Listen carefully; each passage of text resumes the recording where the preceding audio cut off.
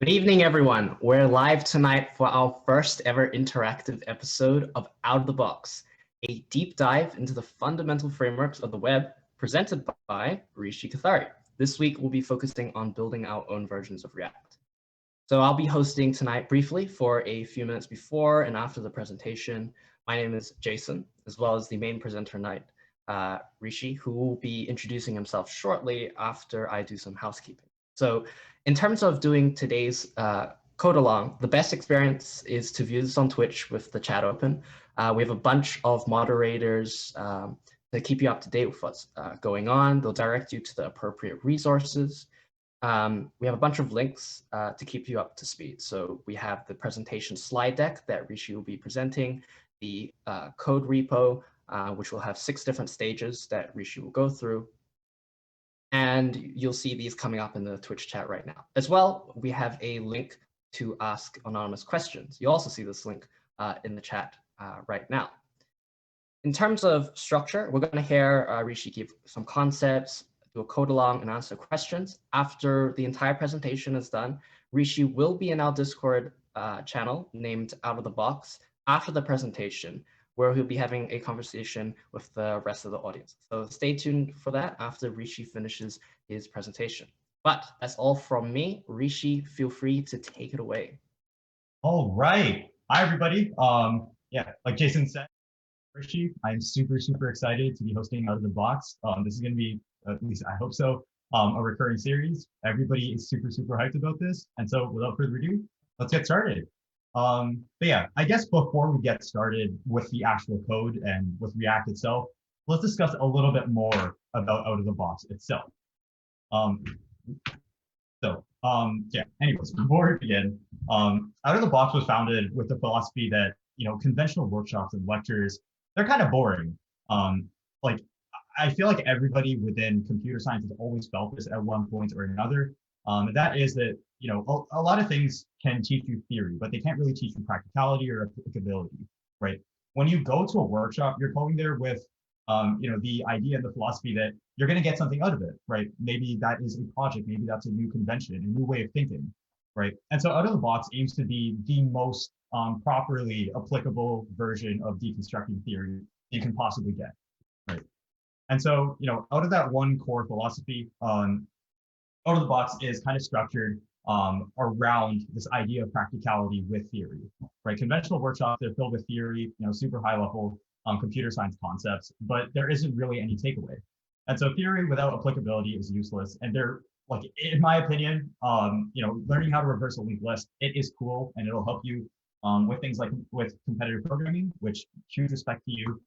If you manage to do that, that is not something that, like, I can ever do or even dream to do. But in general, when you learn theory, it's always nice to code along with it all along the way. And so Out of the Box aims to be a series that provides that for you. Over the next couple of months, every single Out of the Box workshop will be deconstructing a very high level framework, language, idea, whatever you guys want. You guys can vote in the CSC Discord about topics that are there. In this case, for this very first one, you guys found the intro to React to be very appealing. And so that's what we're going to be doing. So, Out of the Box was kind of formed as a way to really get into the nitty-gritty details about a high-level theory through the lens of actual code, which is, at least I find, more fun than just raw math. And so anyways, yeah, I guess before you progress, you guys are probably wondering a little bit about who I am. I know in the Twitch chat, I saw a couple of questions about that. And so yeah, let's go ahead and run who am I? Let's see who's going to be walking you through React for today. So yeah, I'm Rishi Kothari. I'm a sophomore at Turner Penn Secondary School. Yeah, I first got started with Out of the Box right after I did a couple of workshops at Hackton North of 2020 a couple of months ago. Shout out to Steven for being the most awesome person that I could have ever asked for. And so yeah, I live in Brampton and I go, like I said before, I go to Turner Penn Secondary School. Shout out to any of the Turner homies that are watching right now. I am super interested in Formula One. I got my Mercedes rep hat on. React, GraphQL, and hackathons. You can find me at pretty much any of the MLH Collegiate hackathons this year. And if you ever want to team up, feel free to shoot me a DM on Discord. And yeah, that's pretty much it for me. I am super pumped about walking you guys through this. And so that being said, like you guys can always find me on pretty much any platform at Rishi Kothari, stuff like GitHub or Twitter. And if you're looking for other cool stuff that I've done, feel free to head on over to rishi.cx as a website, or follow me on Insta at rishi.cx. And so anyways, let's get into out of the box itself. What are we going to be doing for today? So yeah, first things first was just an introduction into out of the box and, like myself as a person. After that, we'll start to delve into React itself, what it is, why it's so important for the developer ecosystem itself. And then we'll start to get into the theory, right? Stuff like what the DOM really is, and the virtual DOM implementation. Then we'll move into actual React specific features, stuff like component lifecycles, states, and render cycles. And finally, we'll end off with a bonus segment about React Fiber. And then after all of that, after we've gone through, all the amazing trees and super cool theory that is related to React, we'll get right into the implementation. You're going to need to use, the template that I've drawn up. You're going to, just as prerequisites, you're going to need to know Yarn and Git, but we'll go through that a little bit later. And so speaking of prerequisites, let's talk about what you need for today. This was given in the initial announcement in the Instagram post, but you should have some basic JavaScript or web development knowledge.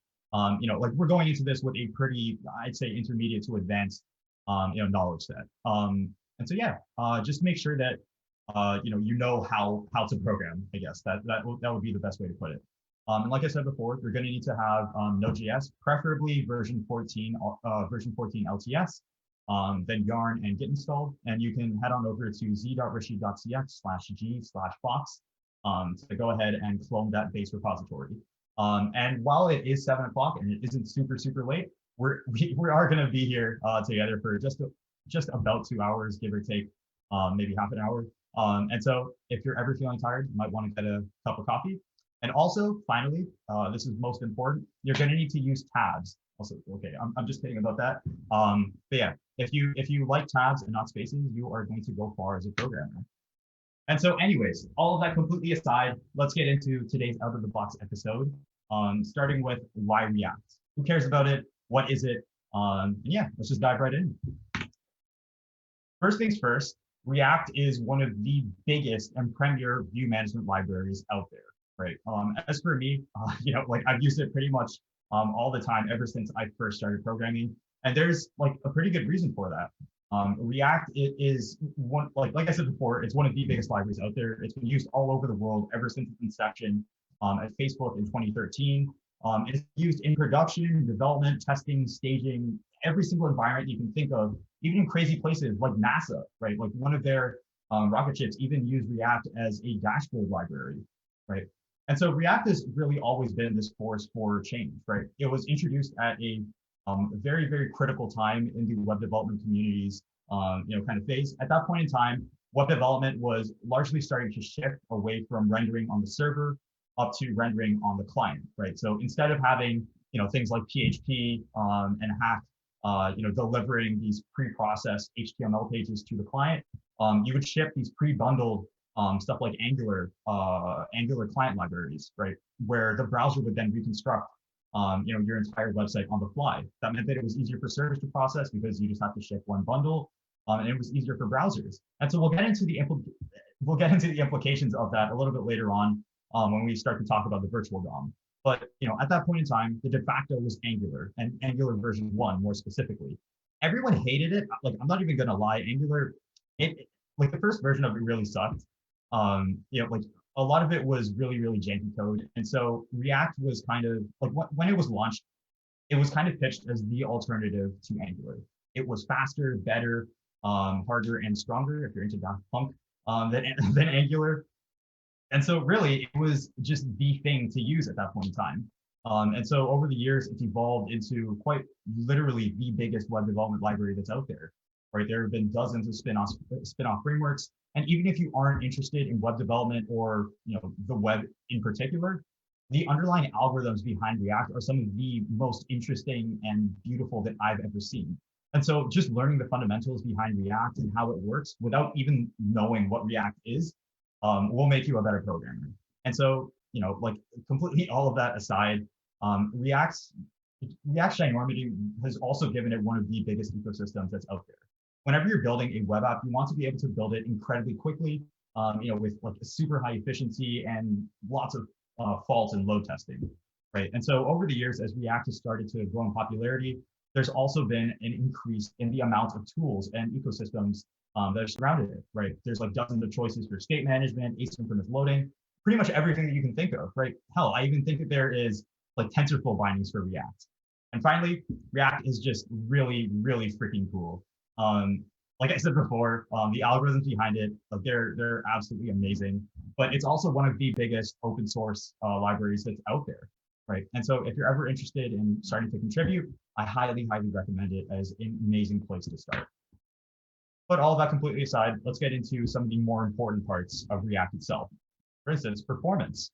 Right? These are two of the most important charts that you should be taking a look at whenever you're measuring benchmarks or anything like that.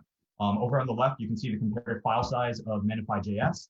In essence, whenever you're building and shipping a web app, you want to basically minimize the amount of JavaScript that your clients have to go through and run, right? The less code that they have to go through, the faster your end app is going to be. It's pretty common sense. And so in this case, React actually outputs the smallest amount of JavaScript out of any framework that's out there, right? And over on the right, you can see comparative performance in row updates of pretty large amounts, 10,000 components. And in this case, Vue actually outperforms it by a pretty little margin, if I'm being honest. But React is still definitely up there, and it's leagues ahead of anything else. And finally, if this is something that interests you, React will also give you one of the biggest job propositions, basically in history. For the vast majority of popular job boards, Angular will actually push you to the very front. But there is one big exception to this, and that is AngelList. If you don't already know, AngelList is kind of like the LinkedIn of startups. And if you're ever looking to get onto the cutting edge of the industry or technology in general, you'll see that React is the de facto choice for like most startups. And so it's pretty telling to figure out who's going to be using React and who's using Angular. And if you're interested in Vue, well, I'm sorry, but it definitely isn't as popular as anything else out there. And so anyways, all that being said and done, hopefully I've been able to convince you on the merits of React. And if you aren't still super, super convinced, feel free to drop something in the Twitch chat or Slido or talk to me afterwards in the Discord chat. But for now, let's start to get into the most important part of today's episode, which is the actual theory and applicability of React. The first thing that we're going to be talking about as we start to break down this massive library is the DOM. So if you're not already aware, the DOM is essentially just the browser model that's used to represent pages through JavaScript. It's a set of standard APIs that can be used like through a JavaScript program to manipulate the way that data and HTML code is rendered out through the browser. It was first released 3 years after JavaScript was released in 1998 as a way of, like I said before, changing the way and interacting with the actual rendered page in the browser. Right. In essence, the DOM, it's kind of like compiling down to down to binary from C++, and that's for a very specific reason.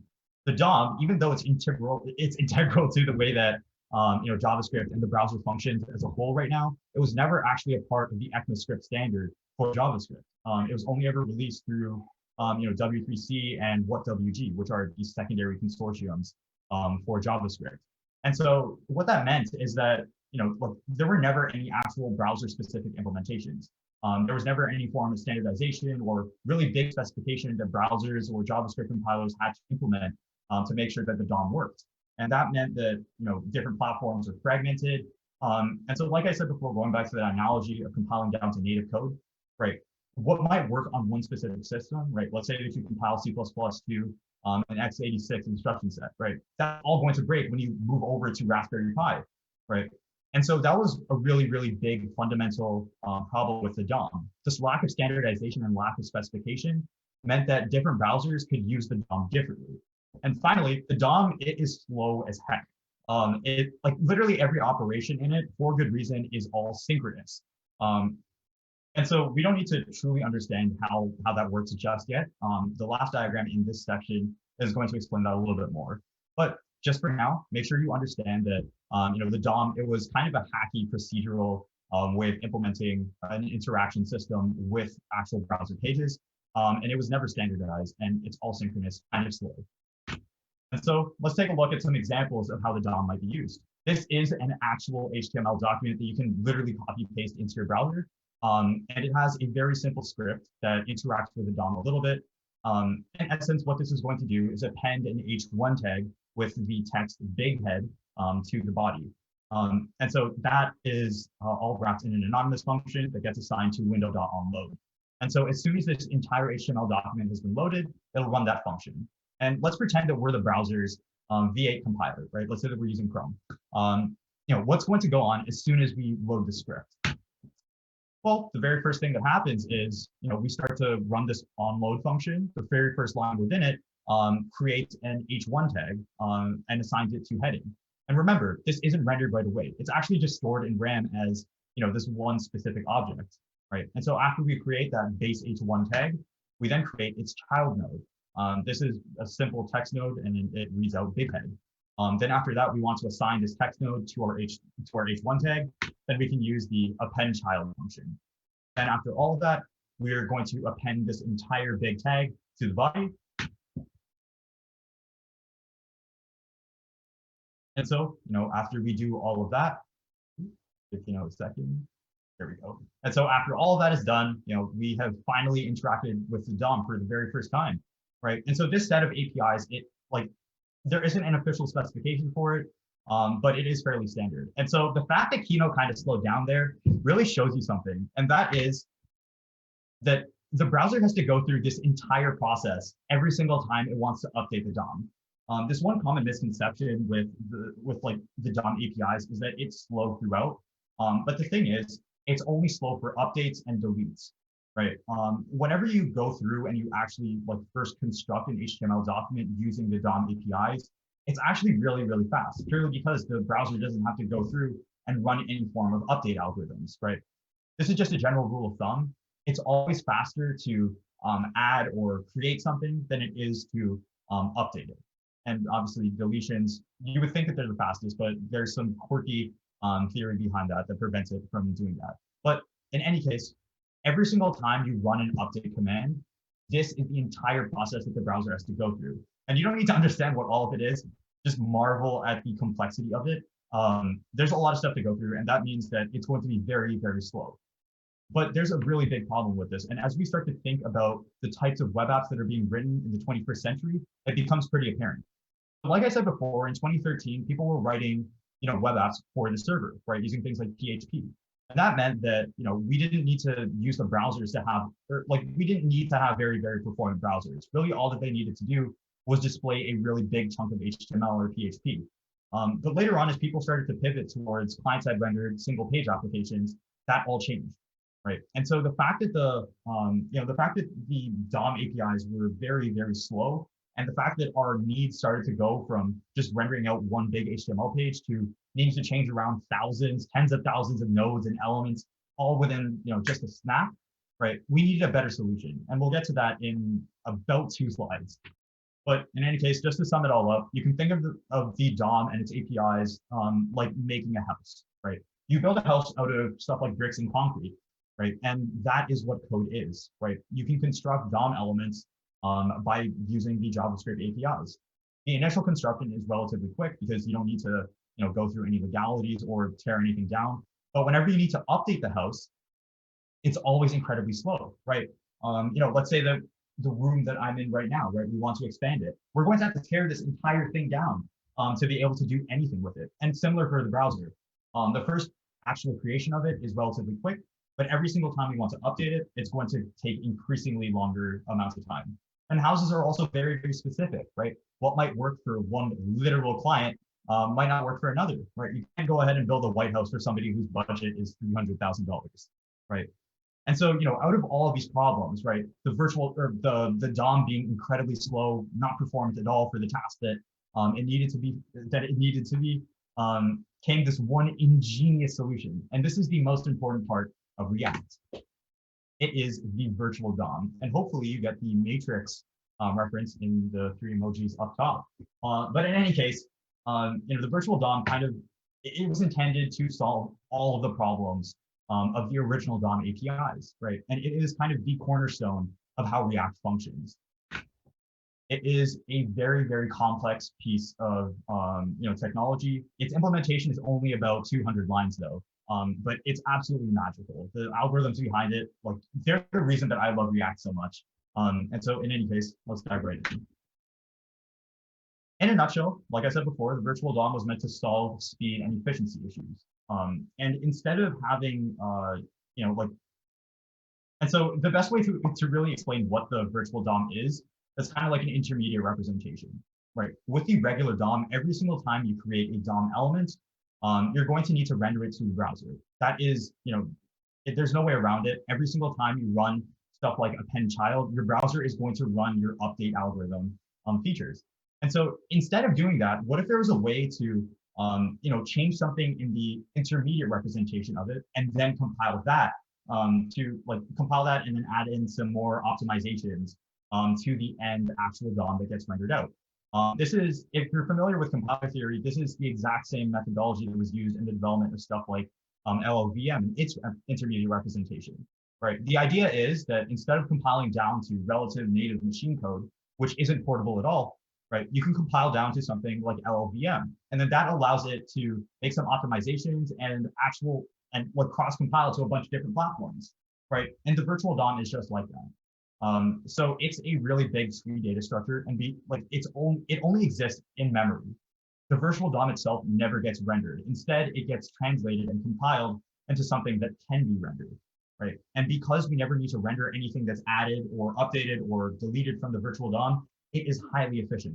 If we go back to that house example that I was talking about, the virtual DOM is kind of like the blueprints of the house, right? It exists as an intermediate representation between the ideas that are in your mind and the house being built itself, right? We use the blueprints for the house to actually build it up from scratch, right? And so, whenever we need to update it, the speeds are relatively constant, right? But whenever we need to update it, we only need to update the blueprint. And because that only consists of rewriting a couple of lines, and we can optimize for the way that the house gets reconstructed, it means that everything is a lot faster, right? And so the way that React works is every single state update never actually gets rendered to the DOM directly.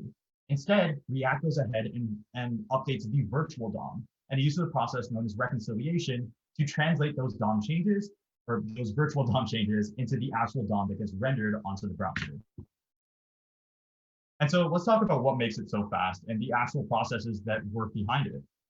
Like I said before, the biggest thing with the virtual DOM is that it allows for optimizations, because whenever you make an update to the virtual DOM, you never need to render it out. You can pretty much just bypass the browser's rendering processes, and every single virtual DOM operation is incredibly cheap, right? So over on the right, there's a pretty detailed diagram about the way that the virtual DOM works, and we'll get into that a little bit more in the next slide. But in essence, whenever you make an update to the virtual DOM, these get collected into something that are known as diffs. A diff is essentially just a list of changes that have occurred in that specific virtual DOM component. These diffs then get looped over and translated into things known as patches. And patches are things that get applied to the actual real browser DOM. But the really great part about all of this is that React applies optimizations to these patches. So you might be thinking, well, Rishi, if we're mutating the DOM either way, wouldn't the virtual DOM just get in the way of things and make things slower? Well, no, because these optimizations are really optimized. They're far more efficient than anything that a human could ever produce. And while I won't get into the optimization library just yet, maybe that's for another time. In essence, the fact that these patches are so convenient to build because we never need to interact with the DOM itself, and gives us such a performance advantage, means that the virtual DOM makes everything a lot faster. And the really key part to understand about these patches is that unlike manually interacting with the DOM APIs, where every single change you make has to be rendered out synchronously, patches allow you to computationally edit the DOM in bulk.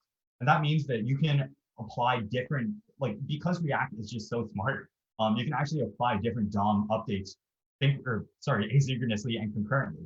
And yeah, that just means that everything gets, basically exponentially faster.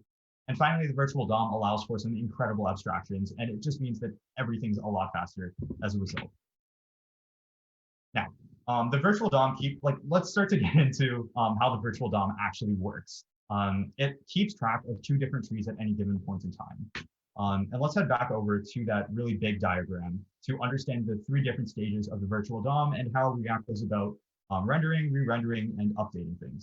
There's three big stages, and that is building, reconciliation, and updation. So over on the left, you'll see this little graph-like diagram that represents model. Don't worry about these red, these red rectangles or circles just yet. But in essence, that represents kind of stuff like JSX, right? The stuff that you as a developer will actually write. That then gets compiled into the virtual DOM through a process known as building, right? That's where things start to get translated. And then after we've compiled JSX to this virtual DOM, which is just this really big object tree that only exists in memory, we can then run reconciliation on it. Reconciliation is basically just the process of finding diffs between our old virtual DOM. This is the very first tree that React tracks, and the new DOM. Whenever a state is updated, we'll reconcile this function to figure out what has changed, and then we'll reconstruct that DOM, or the virtual DOM, into a new copy. Then these two different virtual DOMs are diffed to figure out the changes that have happened in between it. And then after those diffs are then compiled into patches, and the reconciliation process is complete. And then the rendered out actual DOM, the thing that's rendered to your browser, then allows you to trigger updates for your app itself. Then as soon as your events have been triggered, the model starts to update. And remember, the only thing that really changes is state, right? React will keep track of your props and your actual state in the form of things like useState and for components like this.state. And so whenever those things change, it'll run the reconciliation process all over again. And so it's this one really big homogeneous cycle. And I'd actually like to take one break right here because this is some pretty foundational knowledge. And so, yeah, feel free to head on over to the Slido. We can take our first Q&A break. So yeah, right now, those three questions that have been submitted, those are pretty awesome. But they aren't specific to the virtual DOM. If anybody has any questions, feel free to put them in.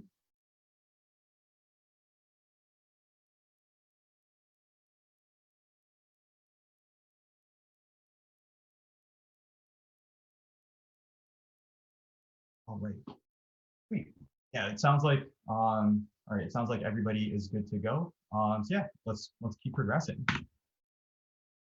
So now let's actually head into the mechanics of how the virtual DOM really works. The very first stage is compiling that initial JSX into a representation of the virtual DOM. And remember, this can change between a bunch of different libraries, but in reality, all that it is this one really big object that's stored as a tree, right?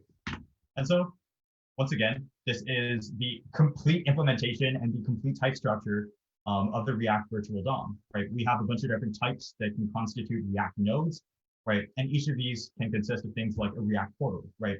A React portal is essentially just stuff like a div, right? Which can take in a bunch of different children, a bunch of different props, and has a specific type. A key is essentially just a reference to like that specific component. It makes indexing these various tree nodes and leaps far easier.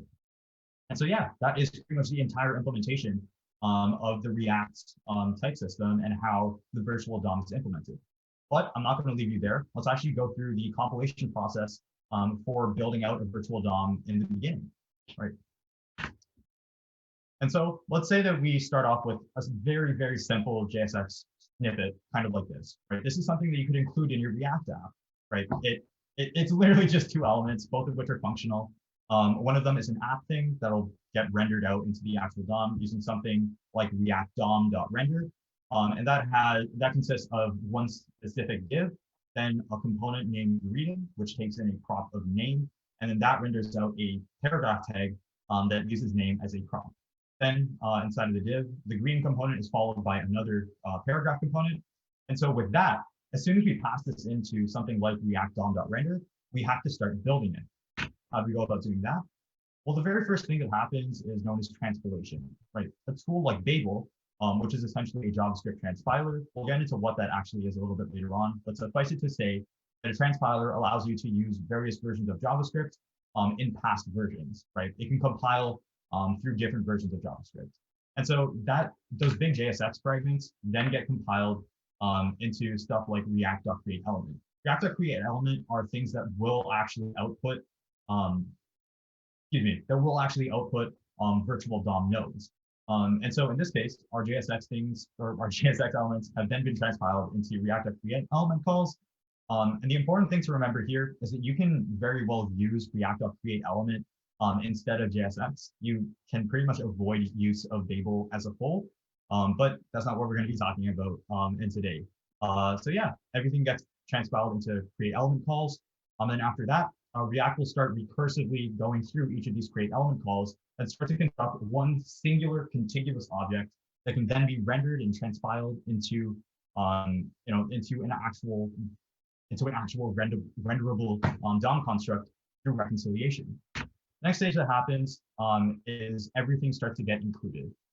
If we go through like this animation, because React sees that there's a sub element here, it will actually go through and render these two things out.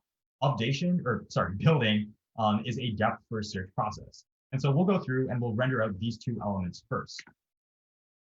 So after that happens, we're left with one top level React.create element call. And as soon as we run that, we get our big contiguous object. And this is a pretty standard implementation of what the virtual DOM will actually look like. In essence, like we still have that same preserved state. We have a top level div element, and each of those has two different two different elements, both of which are paragraph tags. But because we have this one simplified contiguous tree, it means that we can then perform the next stage, which is diffing. Now, diffing and reconciliation, both of those are synonymous, they're by far the most important part of understanding React as a whole. And it'll change the way that you write code for React, not just now, but also in the future, which is also why it's the biggest part of this entire presentation.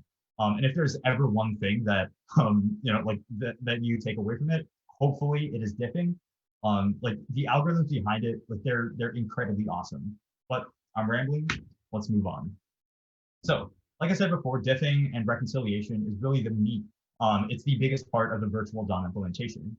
So after we've constructed the virtual DOM and created that really big object, as soon as one of these components has updated and its state has changed, diffing and patching allows us to both update the real DOM that gets rendered to the browser by constructing these different types of patches.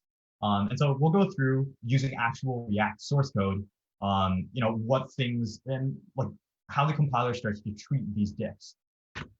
And so yeah, before we do that, let's think about how and why and where these reconcile functions and where this thing actually starts.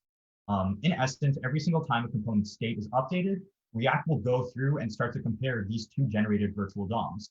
So in this case, in this diagram, this one specific node, this is basically just a JSX element. We can pretend its state was updated, right? And so React will go through and it'll render this one specific node out again. And then it'll produce two different trees that can be compared. This one is the old one before the state was updated, and this one is the new one with the updated component added to it. Then after that, it'll just diff them and then patch it again. Remember, every single time a state is updated, that is the only point in time when reconciliation is called. And that's the only point in time where React will update the DOM. And so to really get a feel for how and when React will update, we have to think about listening techniques, right? How do these libraries actually know when to update? And how does it make sure that it's efficient?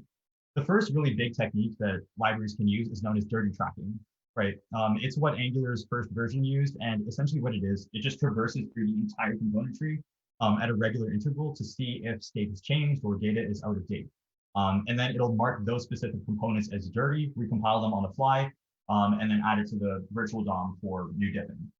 Now this is great, but it's a little bit janky for the same reasons that things like garbage collection are really janky, right? I talked about C++ a little bit before, but in essence, C++ is a garbage collected language, right? And it works well for a lot of people, but the fact is that garbage collection, because it relies on non-computed resources, it will always remain slightly slow and inefficient to process. the way the garbage collection works is you basically construct a map out of all the different values that your program is using. And every single time the garbage collector realizes that you aren't using one of them, it'll go through and insert precalls and memory, memory tree.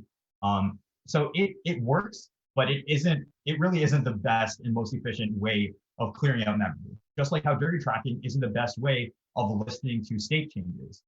And the second way that we might listen into state updates is known as the observable pattern. And this is what React actually goes ahead and uses. It is by far a lot faster than dirty tracking, which is also the reason that React can have such massive performance gains. And Vue.js will actually use this as well. And because we're using the exact same virtual DOM library that Vue uses, we'll be able to leverage the observable pattern as well. In the observable pattern, every single component is responsible for tracking its own state. If I'm a component, for instance, and let's say that I take my glasses off, my state has updated, I will yell at the renderer, or I will yell at the React compiler, say, hey, I want my glasses back. I want to be updated. Integrate me again. And so after all that happens, React realizes, hey, Rishi's glasses have fallen off. Let's compare this with the old Rishi. And then out of all of that, diffs will be created, patches will be created, and we're good to go. Put my glasses back on because I cannot see. And yeah, in essence, observable pattern relies on specific components to track their own state, and it'll yell at this global object whenever it needs to. And that is similar to something like Rust memory management, where everything is computed on the fly. We don't need to worry about things like extraneous values. Okay? And so generally, observable and generally as a rule of thumb, you should worry about computation and making sure that things don't really change between a bunch of different renders. You want basically every single listening technique to be deterministic. So yeah, that's enough of that. Let's go through the actual diffing process. Let's start off with the exact same JSX fragment that we put before, right? But I want to draw your attention to this one specific element of greeting, right? This takes in one specific prop, which is of type string, and that is hi, right? That then gets passed into a p tag that says hello. In this case, it'll say hello, hi. But let's say that we want our state to update, right? I just updated hi to say Rishi. And so instead, these two things that we need to focus on will say hello, hi, and hello, Rishi. Now, remember, React uses observable tracking, which means that the only components that have really changed in this instance are the greeting instances, right? And so these greeting instances will then call out to the React compiler and say, hey, we need to get updated. We need to get updated. And so after all of that happens, it can then focus in on the two instances of greeting, right? Then these are the only two things that ever need to be recompiled. That's still another optimization that React uses, right? We never need to check through the entire component tree purely because the only things that are ever getting re-rendered yell out to the React compiler itself. And so, out of all of that, we start to compile things down into our core, into our core virtual DOM tree, right? Then React will call the reconcile function to figure out what things have changed, right? And so in this case, like we've seen, the two different strings that have been constructed are fundamentally different. And so we can be sure to say that state has changed. And so, we know that there are now two different types of, or two different trees that are being constructed. This one is the old instance. This one includes the old instance of greeting, and the reconcile function will go ahead and construct a new version of it. And remember, greeting hasn't changed any of its children, sorry. The trees are pretty much exactly the same. The only difference is the state of greeting. And so, now we have these two different virtual DOM trees. Where do we go from here? The reconcile function has gone ahead and created these two different trees. All right. Well, we'll go ahead and create what are known as diffs. And like I said before, diffs are literally just, like snapshots of changes between these two different trees, right? You can store it as literally as simply as like an array of different objects, right? In something like an addition, you might only have a new node and an index, but because we're updating something, we might include something like a new node, an old node, and an index. And so out of all of these different diffs, we can then loop over all of them. We can then loop over all of them and generate patches. I won't go through that code because it is fairly tedious and compilation isn't really the focus of this workshop. But hopefully, if you guys are interested, we can do another Lexer, parser, or honestly, just a really big programming language workshop in the future. So yeah, that is in essence how reconciliation works, right? After we've constructed these two different DOM trees, or virtual DOM trees, sorry, I keep getting mixed up. After we've constructed these two virtual DOM trees, React will go through and traverse both of them, figuring out what has changed. It'll generate these two different, or this diff list, and then it'll loop over those and generate patches that can be used to update the DOM in bulk directly. But there is an issue with reconciliation, and that is that it's kind of slow. It relies on the idea that every single time you have these two different virtual DOM, these two different virtual DOM trees, you have to traverse all of them to figure out what has actually changed. Regular tree traversal for something like this is O of n cubed complexity. It really isn't too good. And so whenever you need the performance of something like a single page application, which will update thousands of times per second, you really need to cut that complexity down. And so React actually doesn't use the O of n cubed traversal technique. It uses heuristics to dumb that complexity down to O of n, right? And so these are some really clever hints, tricks, and assumptions. And so we'll start to talk with them. That's what this next section is going to talk about. And we'll talk about some limitations and real world usage a little bit afterwards. So yeah, React relies upon two assumptions in general. And the first one is that two elements of two different types will produce different trees, they'll produce different trees for the virtual DOM. And so in this case, whenever you render out a different top level element, React actually won't traverse the subtree underneath it, right? Remember what I said before, updating a tree it's far more expensive than building it, purely because the amount of lines of code that you have to go through, they're far greater, right? You have to go through and diff every single one of those other leaves and branches. Traversal, it's very, very expensive. And so every single time it encounters a dirty node, if it figures out that there is that node has children, it won't go through and traverse that subtree. It'll just replace that entire thing with a new with a newly rendered virtual DOM. And so this type of traversal is bred first, purely because it needs to search for dirty nodes. So let's take this example, or let's take this JSX snippet as an example. We have our greeting component that we defined from before, all wrapped up into two span tags, right? If that span tag at the beginning gets changed into a p tag on a new render, right, after we've triggered state changes, then we can go ahead and say, hey, we never need to re-render, or we never really need to diff greeting, because the component on top of it has already changed. And so React will just go ahead and re-render this entire thing instead of just instead of diffing greeting itself. And so in essence, that entire scale can be dumbed down into something like this, right? Let's pretend we're the React compiler, and this is the new virtual DOM tree that we have to go through and reconcile. The first thing that we might do is look through this top node, say, hey, this hasn't changed. We can progress down to the next level. We see that this hasn't changed, and so we progress down into the child into the sibling, sorry, because remember, this is a breadth first search operation. We see that this is dirty, the state has changed, and so we're just going to go ahead and recompile this entire subtree, right? And hence, in the re-rendered virtual DOM tree, we re-render all of this, right? Then we head on down to the next level, and we see over here there's another re-rendered. There's another dirty portion of the virtual DOM tree. And so instead of having to diff both of these different components, we just go ahead and recompile these all three of these nodes, and we can see that over here. Then we move on to the next node in the children of this one, because this is bred first. We see, hey, this hasn't changed, no need to diff it. And then over here, we can actually skip these two nodes purely because they've already been re-rendered. And so that's the very big first assumption, right? That whenever a top level component is changed, it's more efficient to just recompile the entire thing than it is to diff everything below it. And so let's move on to the second assumption, which is that you can use keys for child elements to hint at which components are going to be stable across renders using the key prompt. Now, that probably sounded like a bunch of mumbo jumbo, but in essence, that allows React to understand which specific subtrees to keep intact whenever you're for instance, creating a looped or like an array of different elements.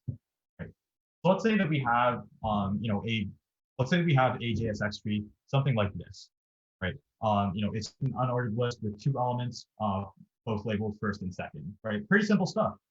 And then let's say that we want to add, a list item before both of those. This is an insert. This is an insertion. It is an addition operation, and it goes before.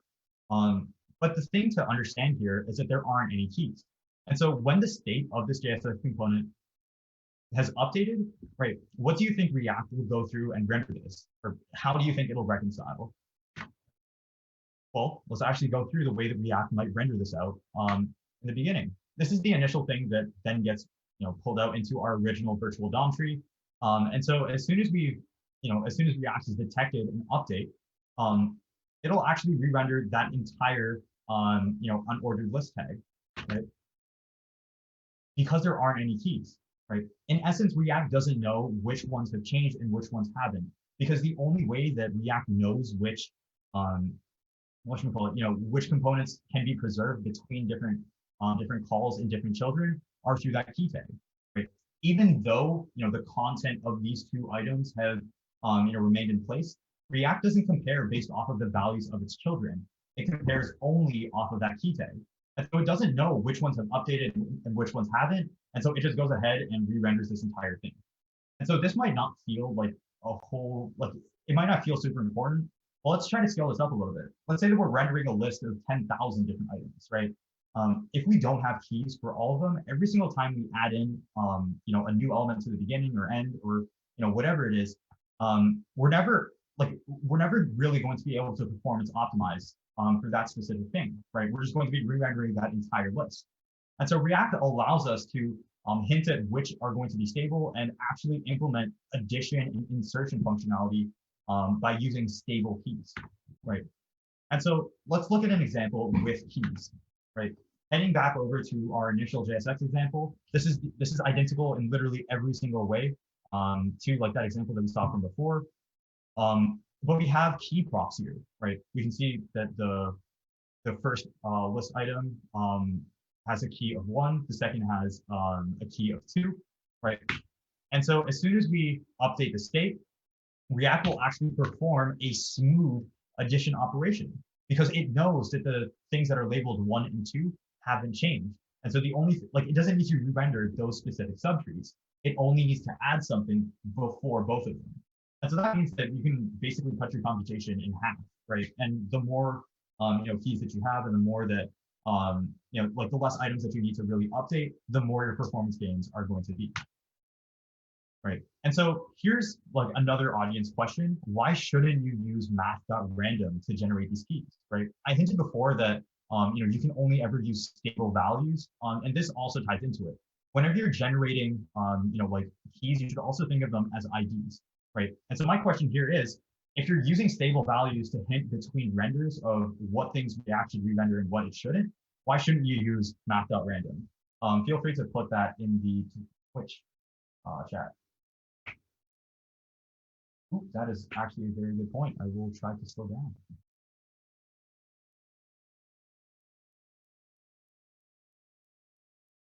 All right, I'll give you guys a minute to think of an interesting idea.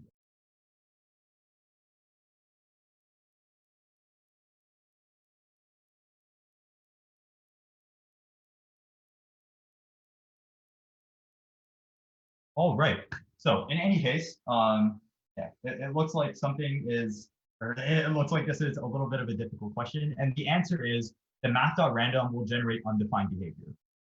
Because everything changes between renders and all of your keys are going to be regenerated on the fly, you never really know if math.random's output is going to collide with another list element, right? So let's say that we have something, or let's say that we have a list element with key 1111. Right? If math.random outputs 1111 for another element lower down on the list, right? Those two things are going to collide. And so we're going to end up with undefined behavior there, right? That's also generally why you need to use stable, stable things as keys, right? Because we don't want to regenerate things incessantly, right? Using math.random, because your output is always going to be random, React will never actually know what needs to be re-rendered and what doesn't. And if things actually collide, right, you're going to lead into chaos, right? And so that also ties into heuristic limits, right? React's really big assumptions, they start to break down after, like at a really, really big edge case. And I won't get into those for today, but just know that, not all assumptions are like perfectly sound. These heuristics really chop down the amounts of optimizations that need to happen at compile time and at render time. But yeah, it's really just like they're assumptions at its core, right? They're just really, really educated guesses. And so you will run into problems with them at some point in your React development career. But generally, they will support you all throughout. Now, the final piece of the virtual DOM is, why do you need to know any of this, right? Like, who cares about the virtual DOM itself? Well, I hinted at this at the beginning of today's talk. It is that understanding how reconciliation works and how it deals with state is very, very important for optimizing and writing performant React code, right? Understanding the fundamentals are very, very important for higher level tasks and ideologies, right? Looks like we have some answers in the Twitch chat. Yeah, those are actually pretty spot on. But anyways, let's get back to our real world example here. Where do we store state? This is okay, excuse my art skills. It's meant to be a visualization of a table that we might, draw or use in JSX, right? We have this one big table component, and inside of that, we have a bunch of different rows, right? The number doesn't really matter, right? We might have 10, we might have 100, we might have 1,000, but the issue here is understanding where we need to store state, right? And we have two options. We have table level state, where we might want to store all the different objects that we're going to be rendering out as one big contiguous array in this top level table. Or we might want to distribute this along row level state, right? Giving every single one of these tiny components, its own prop tree. And so the really big question here is, which one is better? Which one is more performant? Well, for that, you're going to have to think in terms of updates. And this is something that's very, very important as a React developer, right? Generally, you never want to think in terms of additions or deletions. Updates are the things where performance will really bite you in the butt, right? And so generally, whenever you're programming something that needs to scale to like massive numbers, right, you should think of updates first instead of things like creation. And so, using that as an idea, let's think about how React might go through and perform the reconciliation algorithm on both of these different types of state, right? In this case, right, the only way that reconciliation will be called is if one of these specific rows states, each of which, let's say that it can subscribe to an API, for instance. The only way that the reconciliation algorithm will be called is if one of these rows decides to call out to the React algorithm, hey, I need an update. And so because all of these are children of the table, of like the top level table component, React is going to be using breadth first search, right? And so because it also needs to traverse the entire DOM or the entire virtual DOM, this really isn't super great. It needs to iterate through, in some cases, all like 10,000, 5,000, 6,000, whatever number of elements before it can get to the first row that actually needs to be updated, right? And so because of this breadth first reconciliation heuristic and assumption, right, that means that storing state at the row level isn't really going to be the best performance or optimization gain for you as a developer. But on the other hand, using storing state in the table, whenever this re-renders, right, the table component, not the row, will call out to the React renderer, hey, I need to re-render, I need you to update the virtual DOM for me. And so because the state that is updated is the table, it'll just go through and re-render the entire thing. And remember, there aren't any diffs that need to be created because of that first assumption, right? The top level component has changed. And so it never needs to diff anything beneath it. And so from there, you basically reduce the amount of diffing that needs to be done from like thousands pretty much down to one, right? And so in that case, and in this case, table level state is optimal. And so from there, that's pretty much it. You have learned pretty much everything that you need to know about the virtual DOM, and more specifically, React implementation of it. Yeah, I'd like to take a little bit of a, say, 5-minute break from here. Yeah, this is actually going to spill over, well, at least I hope not, a little bit over 2 hours, but I'm going to be open for you guys. I'm going to go grab a drink of water. Feel free to put any questions that you have in the Slido or in the Twitch chat, whatever you guys need.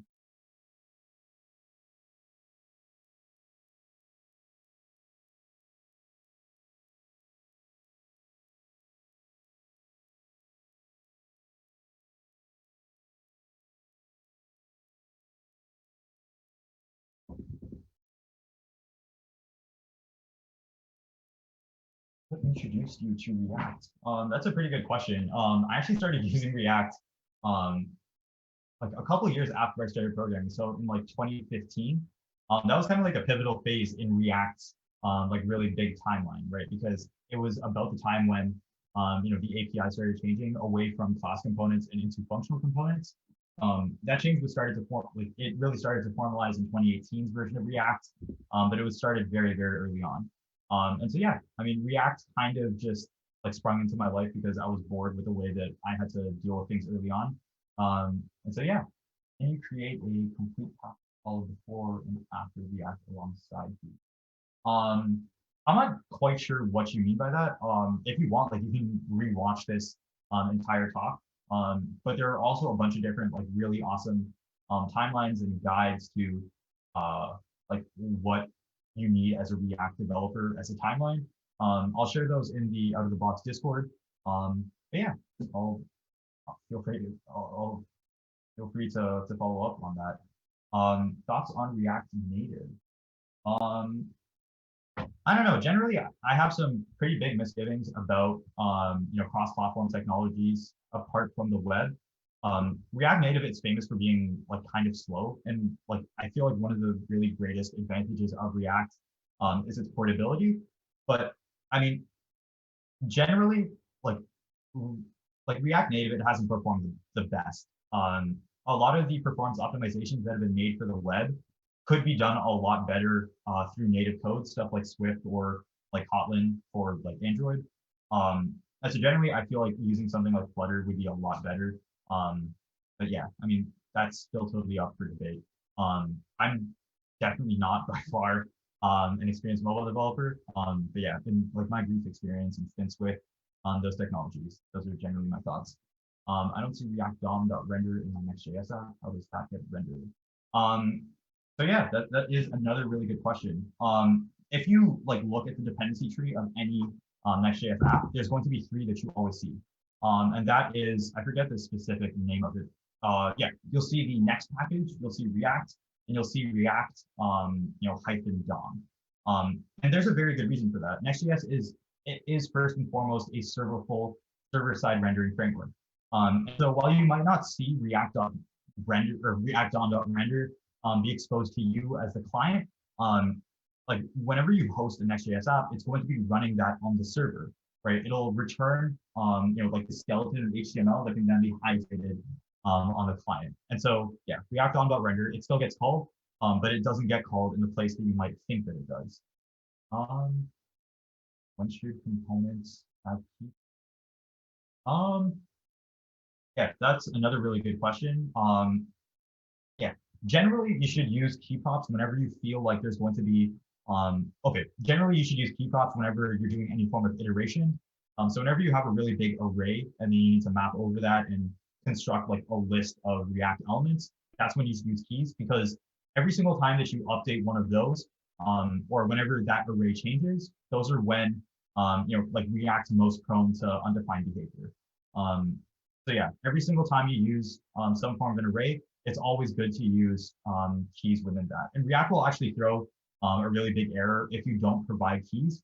You just need to look in the console for it. So it provides you a pretty good reminder. I know sometimes you inserted key props without knowing if they should be, and that is totally okay. Like there's nothing wrong with just trying things out. And it's not like inserting key props randomly will give you a performance disadvantage. If anything, it'll provide you extra security. But yeah, generally make sure that whenever you're iterating through like an array and creating JSX elements from those, that you include a key prop. How specific should they be? Well, generally, you should aim to make every single key unique, right? They should be a stable value. So if you're iterating through, a list of elements fetched through an API, right, you might want to include the actual ID of the element that you're rendering as the key, right? That's a pretty simple way of ensuring uniqueness because all that needs to happen on the server. And so yeah, like generally there's this one big misconception in that you can use the the index of like your iteration over an array as your like your key for a specific React element. But that actually won't get you anywhere purely because indices change on every single render, right? And so that kind of like it defeats the point of specific keys. And so yeah, it's 8:05. Continuing on with the talk, we're finally getting close to implementation. But yeah, before we get onto that, let's talk about lifecycle and state. Like I said before, like state updates are the only things that can trigger React's reconciliation algorithm, right? They're things that like trigger updates and diffs and patches and whatever, right? And so there are a couple of really key functions that you should keep track of to really understand where state can be updated, right?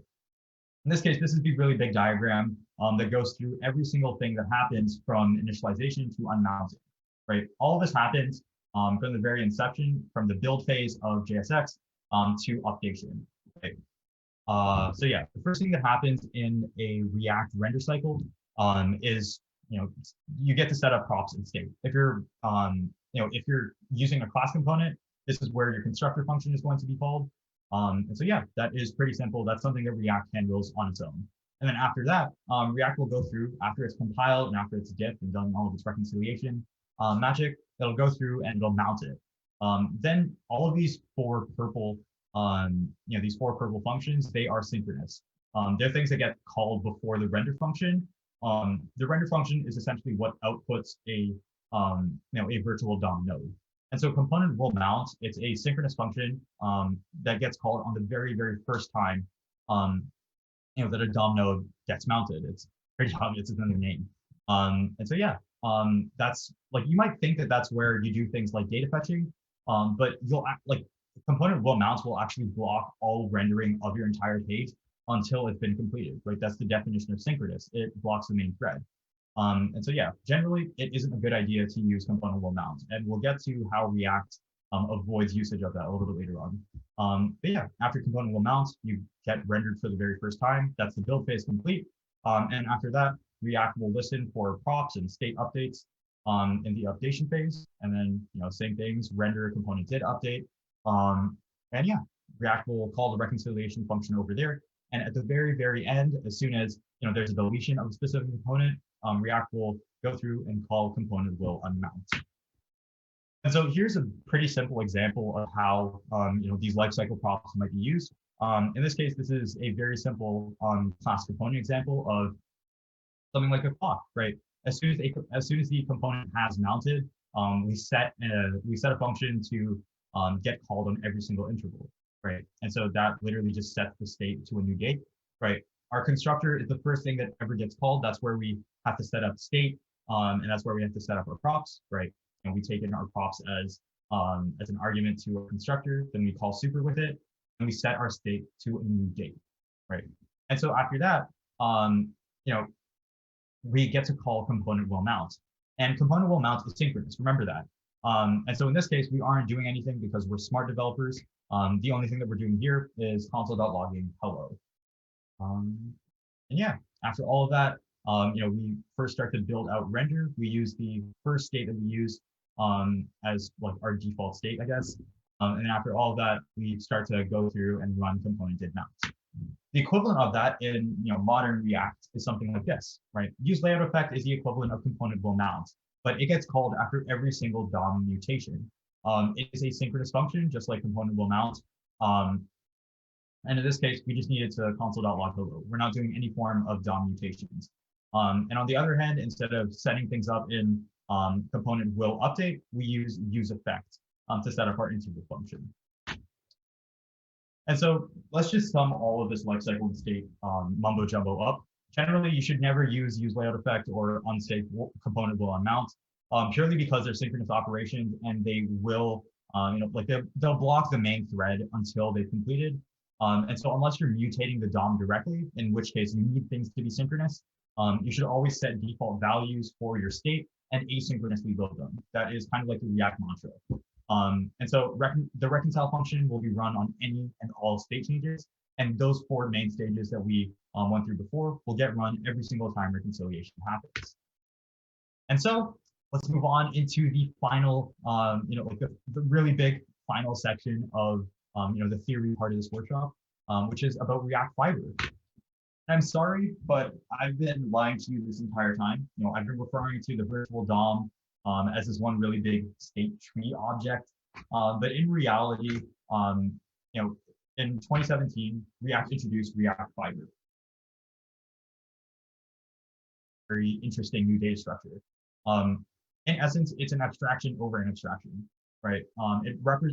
Using fibers, we can represent the DOM as one really, really massive linked list instead of just one big tree, right? And so instead of needing to traverse an entire tree, the fact that every component is now represented as a fiber, which only holds reference to one other element at any given point in time, it means that we have faster traversal, we have faster queries and updates, and because linked lists are faster than arrays, which are also faster than trees, it means that we can get some crazy awesome performance optimizations there as well. So yeah, this is the implementation of the virtual DOM type system. Pretty simple stuff, like we have our props, our children again. But the React Fiber implementation is even easier, right? This isn't the entire object type, but it still holds most of the important parts of it. In essence, every single fiber holds a child, which can hold a reference to a specific fiber, a sibling, which can also hold a reference to a specific fiber, and not shown here, it can also hold a reference to a parent, which again is another fiber. But fibers aren't just singly linked lists that can showcase or that can hold the entire virtual DOM. It can do a lot more. Fibers enable things like functional components and effects. It's where state management and dependency management actually happen. And with React Fiber came a massive refactoring of the entire React library, right? With Fiber, we now can render the entire virtual DOM asynchronously, right? Instead of just having one really big task, React Fiber implementation splits up work into a bunch of different chunks, and it can yield them at regular intervals to a bunch of different processes that have free memory or free compute space, right? And so generally, Fiber is just good for you, right? I don't just mean in terms of React, I mean in general, right? Fiber, it makes React a lot faster, and it was one of the key innovations in the space ever since the beginning. And so with that, let's move on to the final section, the final section of the final section, I guess, which is representation. We look through, the object that gets rendered out as a specific tree from the regular virtual DOM implementation, but this is what React Fiber's tree looks like. The top level component that we have is a div, right? This is where the render function takes place. The only child that has is foo, right? And div stores foo as a reference as a child, and foo stores div as a reference to its parent. Then foo has 2 different children, but it only uses the first one as its reference, which is this b tag, right? B then has a reference to its sibling, which is p, right? And p also has a reference to its parent, and so on and so forth, right? And so the fact, the reason that React Fiber is so much more efficient is what happens whenever we need to, let's say that we want to insert an element between B and P. In this case, instead of, in like the conventional React virtual tree implementation, we would need to shift around every single element because we need to allocate more memory on the heap, right? But in this case, we can allocate that one specific element anywhere in the memory stack, and we only need to update the 2 elements that are beside it. Everything else remains the exact same, and so updations and queries are a lot faster. And so with that, we have finally concluded the theory part of this one really big workshop. This is I'd like to think that this is pretty comprehensive. It goes through a lot of the fundamental theories behind React itself. And honestly, like this is all some pretty advanced stuff. And so before we move on, you should probably like give yourself a pat on the back because you've just gone through stuff that like I don't know. I wouldn't even think like I wouldn't expect like people well into their careers to like understand this stuff. So yeah, super congratulations for you. I'm gonna have another option to like ask some questions. So yeah, go for it.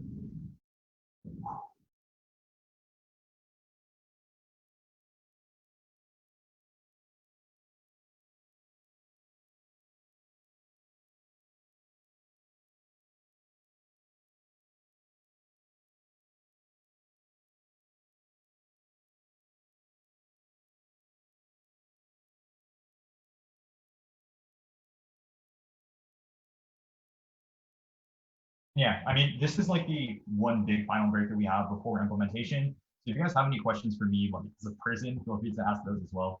I'm super open to anything. Yeah.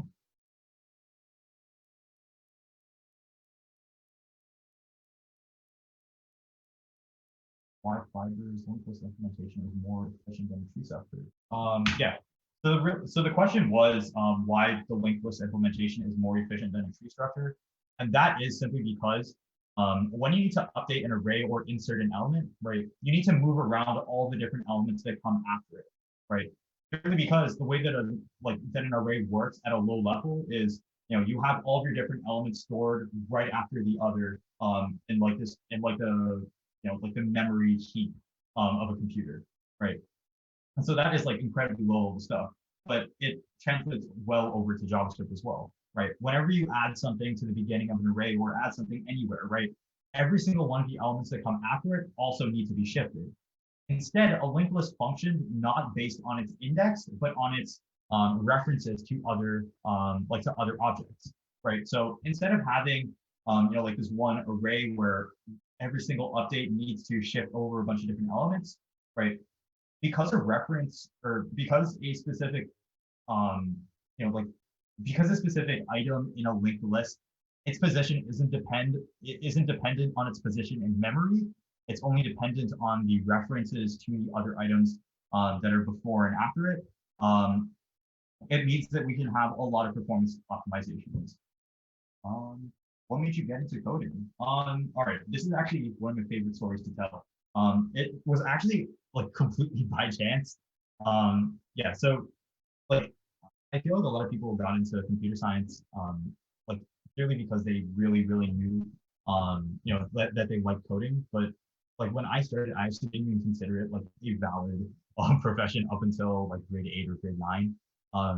Yeah, I mean, still going through that, but yeah. In any case, as like an 8-year-old, I was very bored this one day. I was playing on my Nintendo DS in my bedroom, and all of a sudden, my parents called me down because for some reason we had to head on over to, like to a family friend's house for a get together. Um, and then over there, after being bored for a couple of minutes, I decided to wander the house. And in one of the rooms, I saw, one of our family friends doing something on his computer, right? It was like a bunch of different colorful lines of code or colorful lines of text. I didn't know what it was. As it turns out, that was, like he was editing one really big file of HTML. And so I wandered over there, asked him what it was. And that day we actually got, like we got my very first website up and running. Um, and so yeah, it's like my experience is kind of snowballed from there. That was I think in like May or April of 2013, so a long time ago. But yeah, from there, I started getting into like a bunch of different other frameworks and libraries, more web development stuff, and yeah.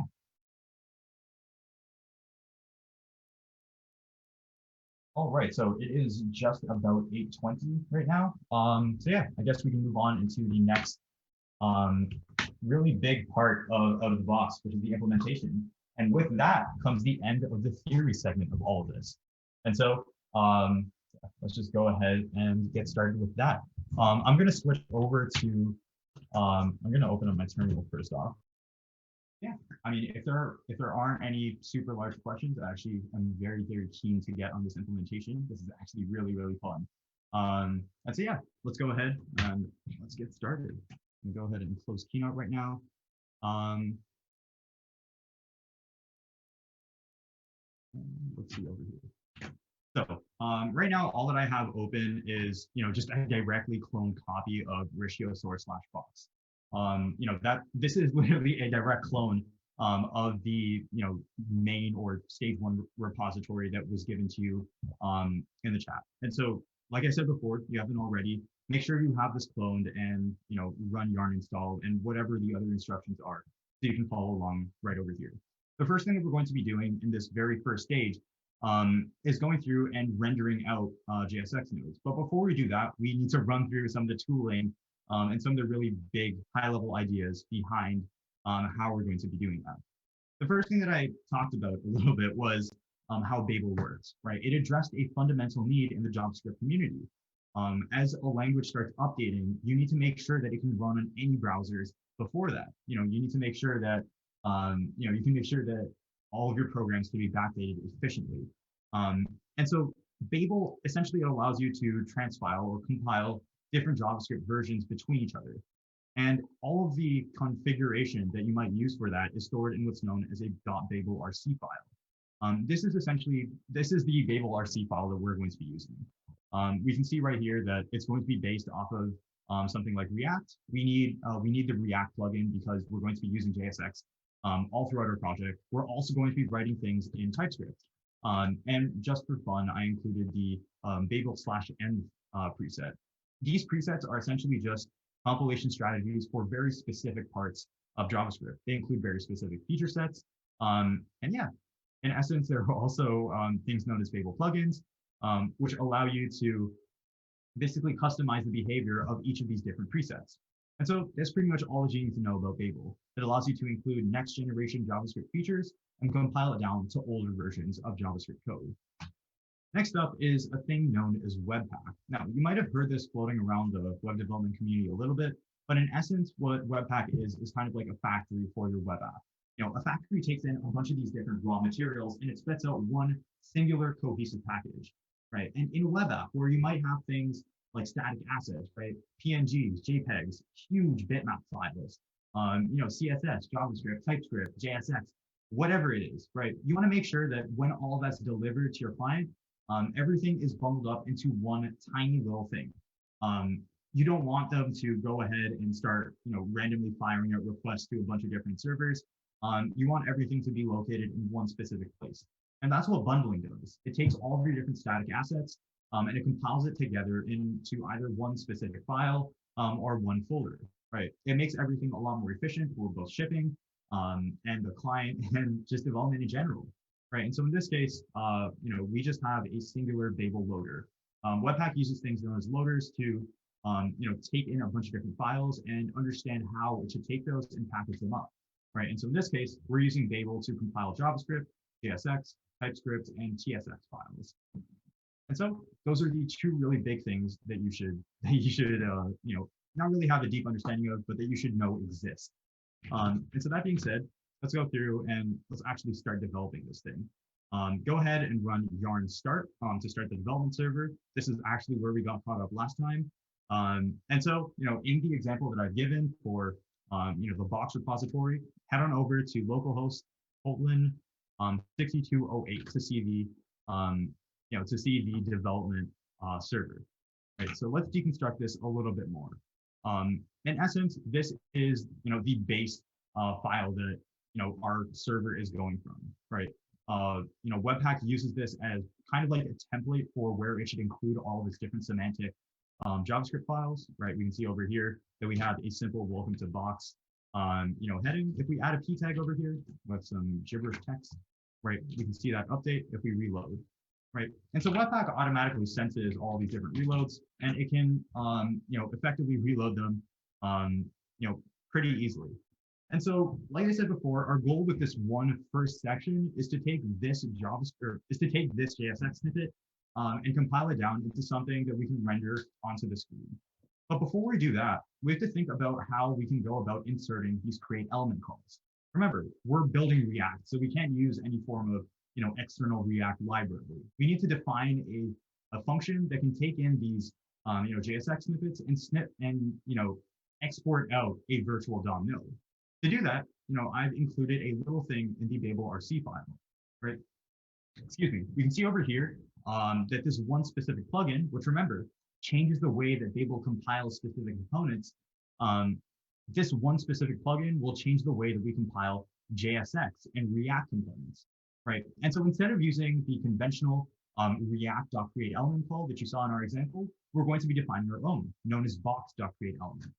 That's also why if we head on back over to the console, you'll see that we have a box is not defined call. Because as soon as we see this, TSX file, Webpack will go to Babel and it'll say, hey, there's JSX in this file, please compile it, right? And then JSX will go, or sorry, Babel will then go, okay, there's JSX here, but I need to run box.createElement on it. But in this specific file that I was given, there's no such thing as box, right? So I'm just gonna go ahead and throw an error. And so here, there's a pretty clear hint, and this is our first debugging thing of the day.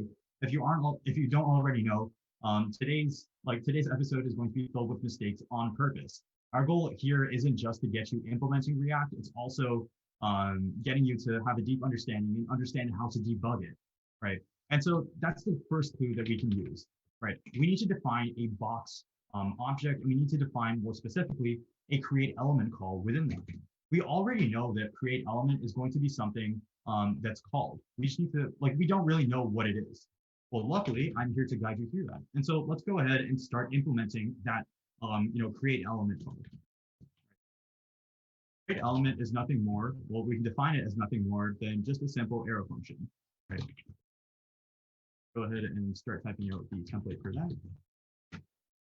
So, what arguments might this take in? Well, the type signature for this is a little bit complex, but it isn't super, super janky. Like I said before, every single create element call takes in a specific type, which is a string. Then it also takes in props, which is a simple record.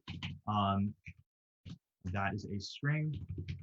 And because we don't know the specific types of props at compile time, well, we don't know them yet. We can simply, call the props as, one big object of string and unknown properties, right? And then we can set a default value as an empty object, right? We don't want to deal with any weird nullish or undefined dereferencing operation. And finally, React.createElement, or in this case, box.createElement, will also take in a variadic parameter of children. Variadic simply means that we don't know how many of these properties we're going to be, getting at compile time. And so we just use the, spread operator to collect all of them up into one specific array. So from here, what are children? Well, realistically, they're all the only thing that children get compiled down to is into other virtual nodes.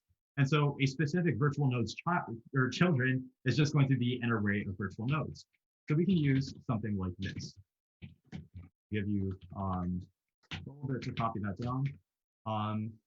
Yeah. Let me just get some feedback. Is the text size okay?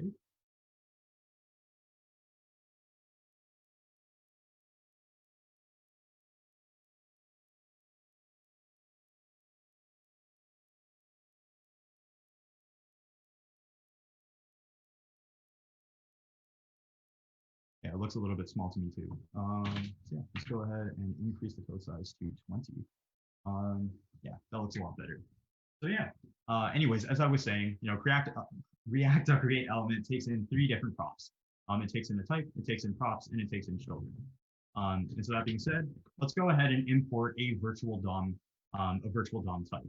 Like I said before, this isn't going to be a very, it's not going to be a ridiculously deep, implementation of React. We're going to be implementing what's known as the front end of React. So stuff like how components update each other, how to compile between different JavaScript and JSX versions, and everything like that, right? We won't be implementing the virtual DOM itself because, quite frankly, it's pretty boring and tedious. And so right now, our one rule and one thing that we need to do is import the virtual node type from a virtual DOM that has already been implemented. And so in this case, we're going to be using the snap DOM, which is the virtual DOM implementation that something like Vue might use, right? It's incredibly performant. It's only about 200 lines of code. You can actually dig through it yourself. But in this case, we're only using it for its types and a couple of other select functions.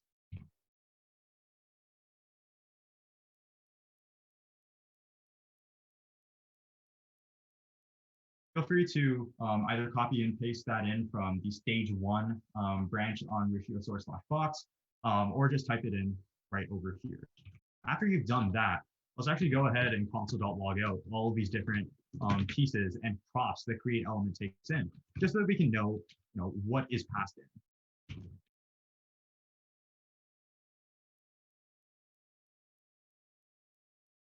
As soon as we save this and we reload, we can see that there's still a really big error. The box is not defined. And that's a pretty decent error, purely because, even though we've created a create element function, we still haven't exported it, and we still haven't created the box object. So to do that, we can literally just do something like this. And as soon as we save, we should get rid of that error. And lo and behold, we have, and we start to get JSX compiled. I don't know about you guys, but this is one of those places that kind of feels magical to me. We're literally compiling JSX with what, 13 lines of code, right? It's absolutely amazing. But yeah, right over here, we can see all the different things that, a JSX node gets compiled into. We have children, we have props, in this case, it's null, and we have a specific type, right? If we go ahead and try to nest a bunch of different things, right? So stuff like a key tag, let's go ahead and reload that and reload our page again. We can see over here again that React likes to diff and render things out from the bottom up. And so the first thing that gets logged out is the p tag that we just added, and then the div. Right? We have 2 elements within that div, and one of which is another another key tag. And so yeah, that being said, how do we go from something like that into something that we can actually render out into the DOM? Well, the thing that you need to understand here is that just types, props, and children don't make a virtual DOM. They make an object for sure, but not a virtual DOM in and of itself. For that, we need to actually start compiling things down. And so to do that, Snapdon exports what's known as an H function. H stands for hyperscript, and it's a pretty standard function in pretty much all either UI or virtual DOM libraries. You can import it from Snapdon /build /package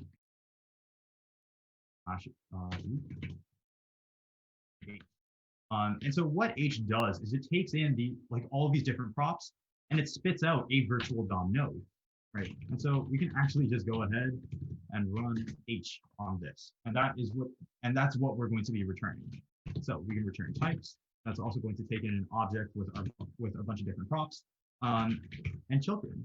Now, for reasons that we'll get to a little bit later on, it's also worth it to flatten this, right?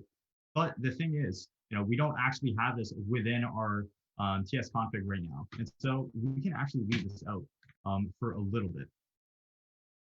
And so from there, where do we go? Well, let's try to run this yet again. And once more, we see that nothing has happened. Why is that? Well, even though we're compiling down to just raw virtual DOM nodes, we aren't using this function anywhere. We aren't committing it to the virtual DOM or pretty much anything, right? For that, we need to define what's known as a reconcile function.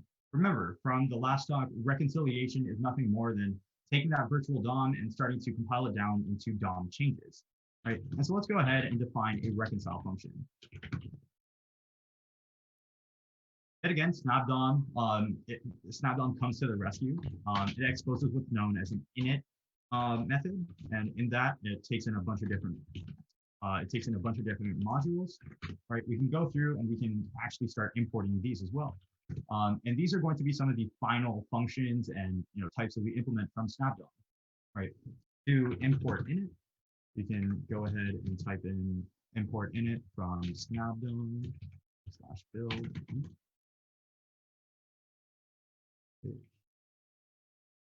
And then to import the props module, you can go ahead and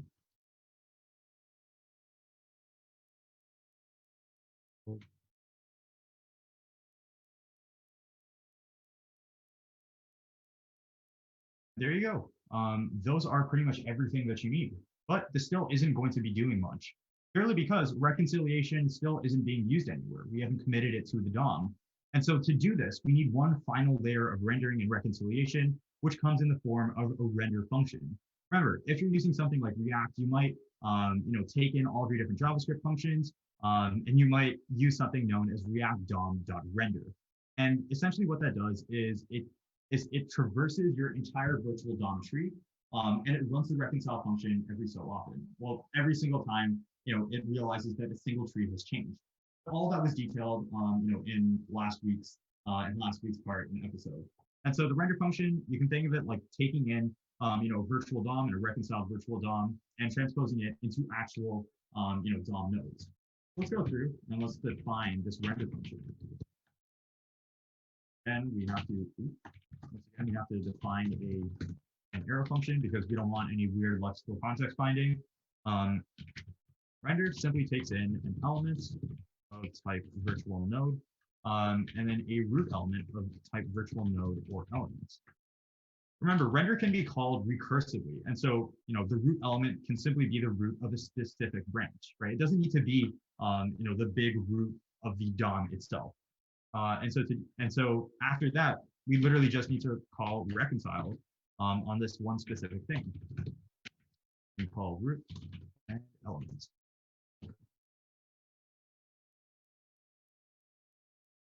So yeah, this kind of brings us to the end of stage one, but there is one final thing that we need to do. Now that we have, this one specific reconcile function, remember, we still aren't using render anywhere. That's why, this one specific keyword is still gray. So let's go ahead and run render, and let's use this app.js snippet that we have. And remember, because TypeScript still doesn't know what the type of this is, that's going to assume that it's some garbage that doesn't conform to anything. So because we already know that in some form of a virtual node, or it's going to get compiled down to that, we can use type coercion to coerce this into a virtual node type using the as keyword, and then we can use a root DOM element of document.create element by ID and run root. And so as soon as we do that, lo and behold, we have something beautiful right over here, right? If we head on over to our to our elements, we can see right over here that in our root div, we have two different children, the same things that we defined over here. We have just a basic text node of hello, and we have a p tag with whatever gibberish you typed in. And so that's the final part of stage one. And so with that, I'd like to open up I'd like to open up the question box once more.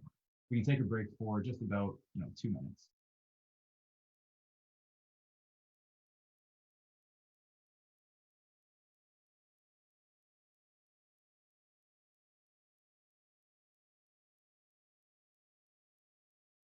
And so yeah, just another reminder that we have an anonymous question form. Feel free to ask me anything in this period of time. And while we're still waiting, I should probably remind you of what we're going to be getting to in stage two. Stage two is essentially just allowing for arrow functions. We're also going to be tying in something known as a tsconfig file. And so in this case, we're actually going to need to copy and paste in something or a very interesting file that we're going to need from stage two. So I'll actually be putting this into our Zoom chat.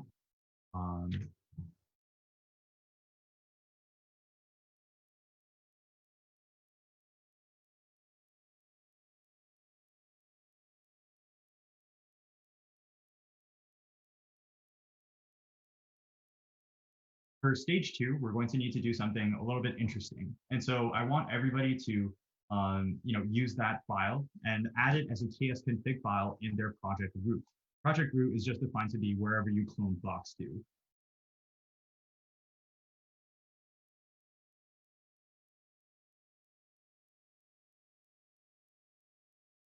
And remember to restart your Webpack server.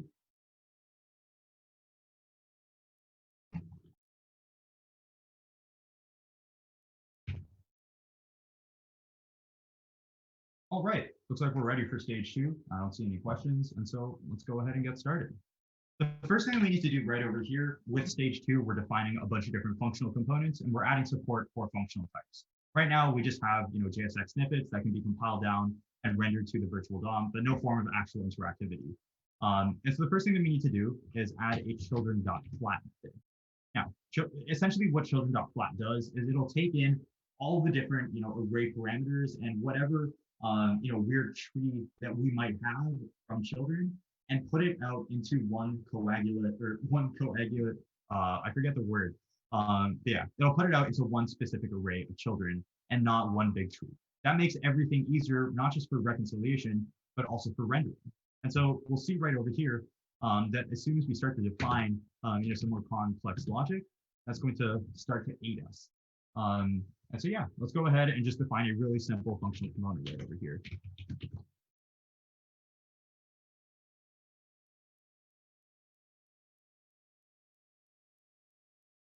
Hello is just going to be a greeting.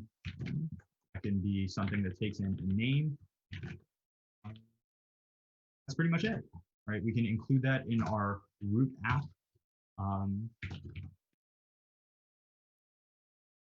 Right over here that it takes in a name property.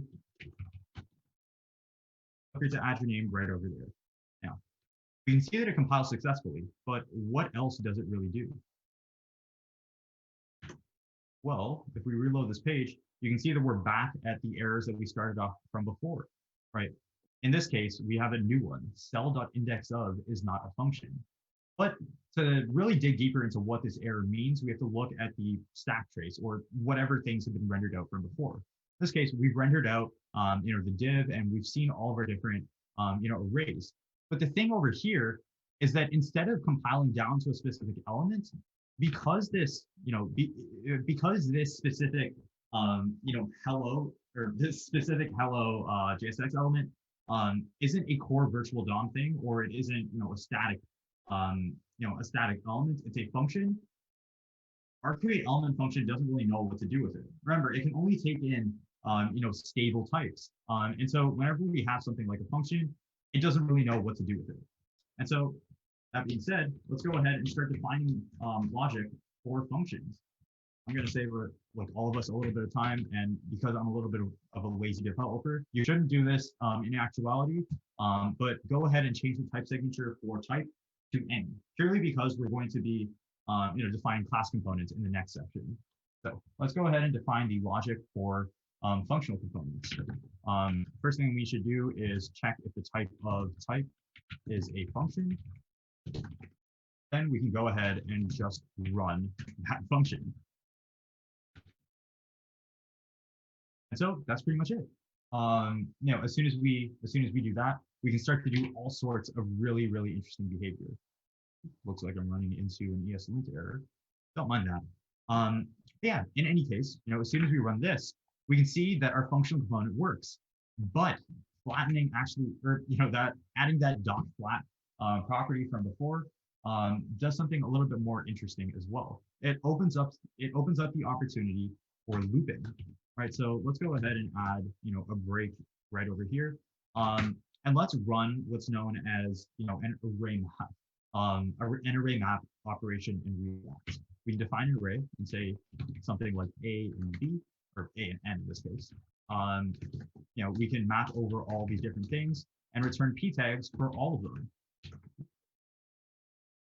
As soon as we save that, we can go ahead and reload it, and we can see right over here that our loop starts to work, right? If we remove flat, what do you think is going to happen? Well, we can see that they are undefined. Why is that? Well, it's because our create element function knows how to parse children as arrays, not as trees. Remember, there's a limit to the types of recursion that our create element function goes to. And so to really include and to really make sure that the functional components that are included within that, map syntax are parsed correctly, we need to add in that. I'd be happy to talk a little bit more about the logic behind that in the Discord call a little bit later on, but that brings us to the end of stage 2. And so after that, let's get into something a little bit more interesting. functional components are great, but we're really implementing something like 2018 versions of, or 2018's version of React, which had full support for functional components, but they weren't really stateful or interactive. For that, you needed to rely on class components. Class components essentially had a bunch of different things like lifecycle hooks, state, and everything in between. And so let's go ahead and start to define that right now. I won't have a break right now because we're kind of running out of time a little bit. And so yeah, let's go ahead and let's say somewhere on line 16, go ahead and define a class called component. Now, component is going to take in two generic type parameters. It's going to take in props and it's going to take in state. In essence, these are going to define the shape of the items that our component can track, right? A component also needs, or every single class also needs to take in a constructor. In this case, our constructor is simply going to be something like props.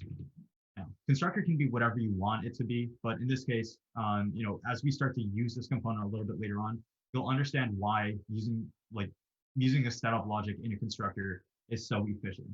So yeah, in any case, we can go ahead and run props, or we can, the type signature of this props parameter is going to be the props generic type that we defined over here, and a bunch of different children. Now, children, because we aren't flattening it in this case, it can literally just be a virtual node.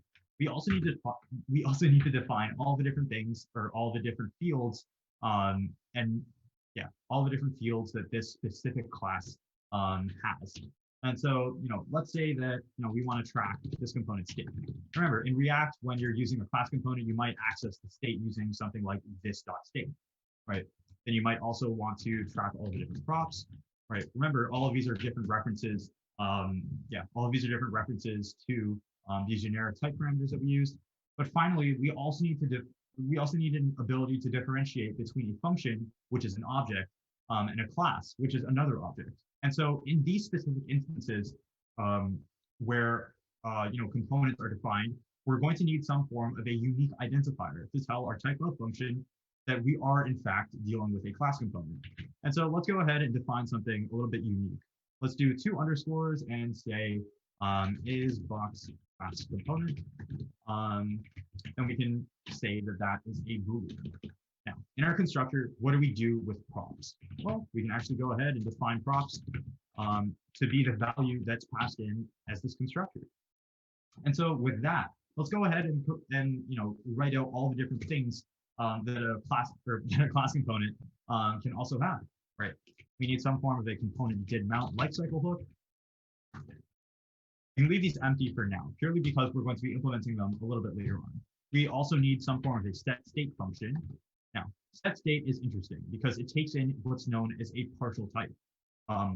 It takes in some form of a partial state. And so to say that, we can literally just mark all of the different values or all the different fields of the generic type that we defined as state from before. And then we can use that as the input type for this function. We can name this as partial type, or partial state, sorry. Just pass in props to the partial generic type signature. So that's about it for that. And finally, every class component also needs to define a render function. Now, rendering a function doesn't really do a whole lot. But yeah, in any case, we also need to say that every single class component that exists, regardless of whether or not it's been instantiated, needs to include this isBox class component property. And so we can literally just define that as a prototypal, value. So we can simply run component dot, and then whatever your ID or unique string was, and then we can define that to be true. And so as soon as that has been complete, that's interesting. Well then, ladies, gentlemen, and everybody in between, it looks like we have another error. Whether or not this was on purpose, nobody will know. But it looks right over here. Looks over here that we are missing another package. So let's go ahead and do a little bit more debugging. You can see right over here that we're missing some form of a class properties transform. What does that mean? Well, let's search on Stack Overflow.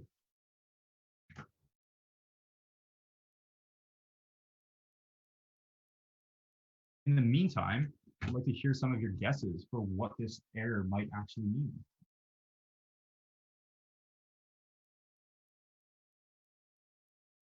All right.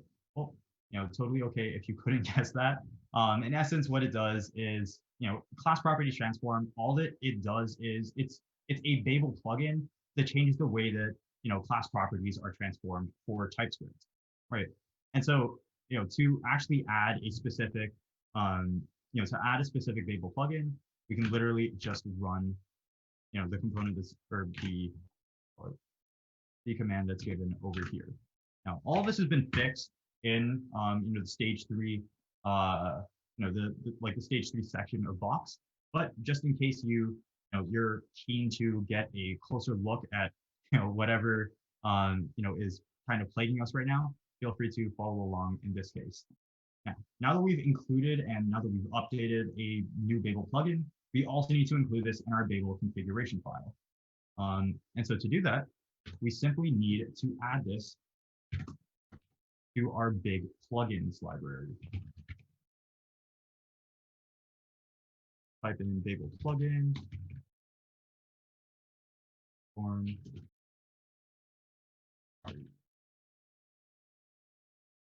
So with that, I believe we should be good to go.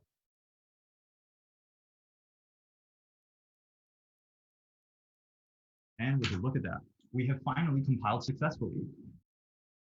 Now, that being said, this still isn't really going to do a whole lot.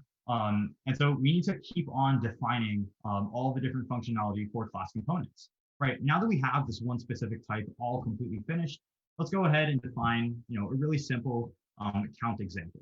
Right, all of this is going to do is, well, it's going to be another class component. We can call this counter. That's going to extend the component example, or that is simply just a base component that we can use. For our two different type signatures, the first thing we need to do is define a state, define a bunch of different types. We can say that our specific props are going to be some form of an initial value. That's just going to be a number. And then as for our state, we just need to count, a count. That's also going to be another number. So after all that, we can start to define a bunch of different things. If your IDE is a little bit smarter than mine, you're going to be able to actually drag out all the different fields and methods onto this itself. But for now, just follow my lead. First thing that we're going to be doing is defining a constructor that's going to take in a bunch of different props. And remember, because we're extending a different class, we need to run super, and then we can define an initial state right over here. First thing we need to do is define a this.setState function. Right? We can say that count is defined to be this dot initial. Remember, setState can only be called after super, because essentially what super will do is it'll assign the value of props to this specific lexical context. That's why we can use this.props in the setState function. And it also looks like we're running into another error. Argument of type count number.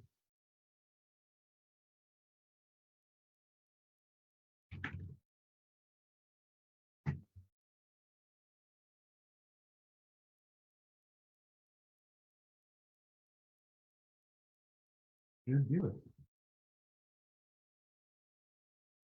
And so as soon as that is done, we finally define our constructor. Let's go ahead and define some form of a component did mount. When a did mount essentially gets run as soon as persistence and rendering has occurred for this specific component. So let's just say hello. And as for whatever we want to render, well, let's go ahead and return some form of a key tag. We can say current count this.state.count. go ahead and change these back because, as it turns out, I can't be relied upon for my memory. So let's go ahead and debug this little bit as well. Argument of type count any is not assignable to a partial initial number. Ooh, looks like we have a little bit of a type error right over here. And so that would make sense. Remember, in our set state function, all that we want to really do, all we really want to do is update our state based off of a partial state object. And so instead of passing in props to the partial generic type, we should pass in state. And so as soon as that has been finished, we can go ahead and adjust our spelling.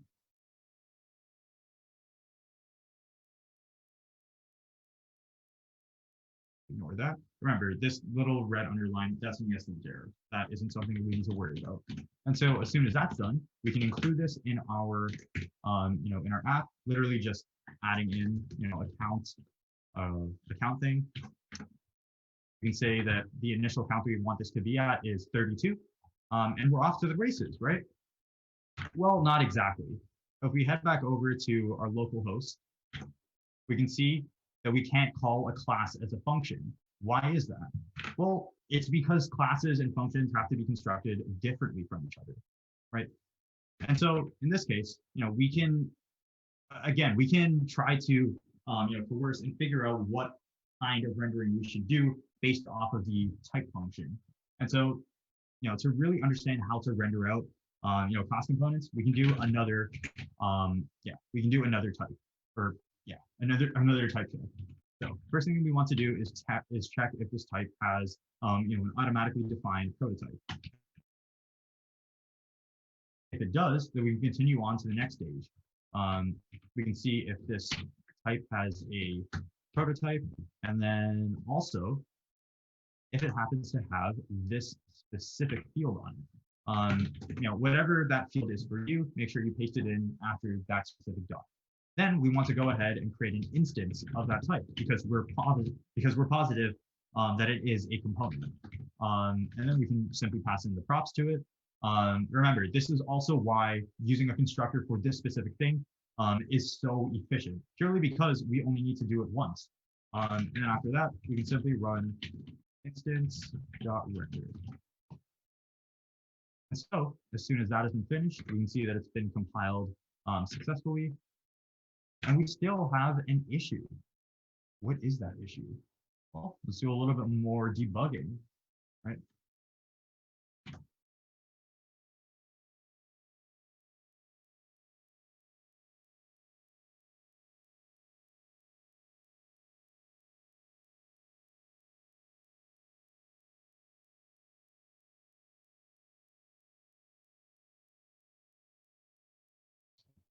All right, let's see if that did it. All that I'm doing right now is switching around some of the weirder fields and all these different ID fields to see if they actually do exist on each other. And remember, if you ever want to skip ahead in today's tutorial, you can always move over and move forwards into different stages and different branches. And so yeah, let's do a little bit more live debugging over here. Oh, it looks right over here that we're missing a prototype. So in this case, we don't want to define isBox class component on the specific component itself. We only want to include it on the prototype, which is an instance of components. And so if we go ahead and we rerun that, we can see that we can't read property count of undefined.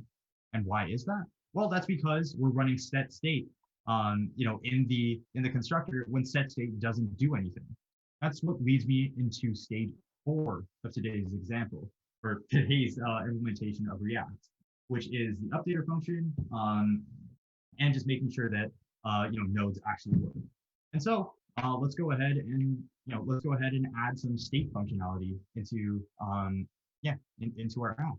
The first thing we really want to do is revamp this little bit of our render sequence, right? So right now, all that we're doing is tracking one specific instance of our type, the latest version, right? But whenever we're diffing, we want things to be as efficient as possible. And so we want to track multiple versions of this specific virtual DOM node. So let's go ahead and refactor this a little bit. We're going to go ahead and call this node, which I just renamed instance in this specific code block to node. Yeah, and then we can define some value on node itself. Let's say that this specific instance of a class component, as soon as we render it out, it gives us a div, right? We want to store that as a previous version of this specific, class component. So we can go ahead and call render right over here, and let's actually add in a type signature just so that we don't mess up. This is going to be yet another component.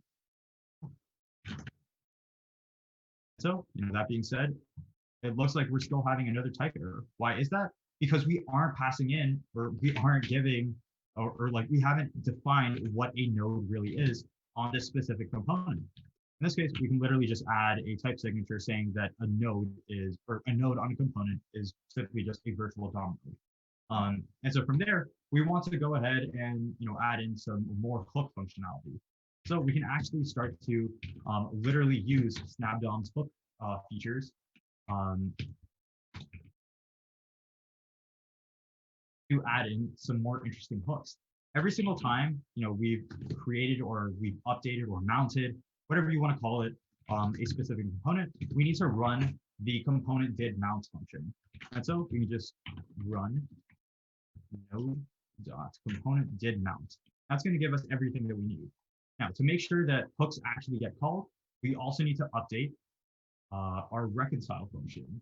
Now, this is also going to take in yet another function, but we can save that a little bit for later, purely because this is one of the core features of SnapDOM. And finally, we need to rewrite this last instance of instance into, we need to rewrite this last instance into node.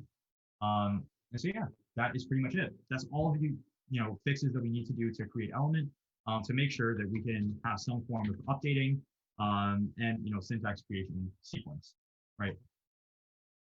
And so as soon as that's done, let's go ahead and start flipping through and implement this set state function. Right.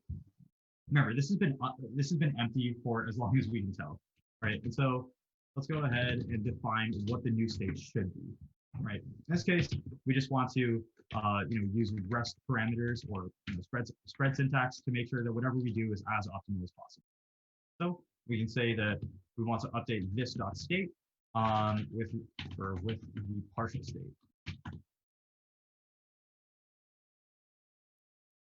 And so that is all that we really need, right?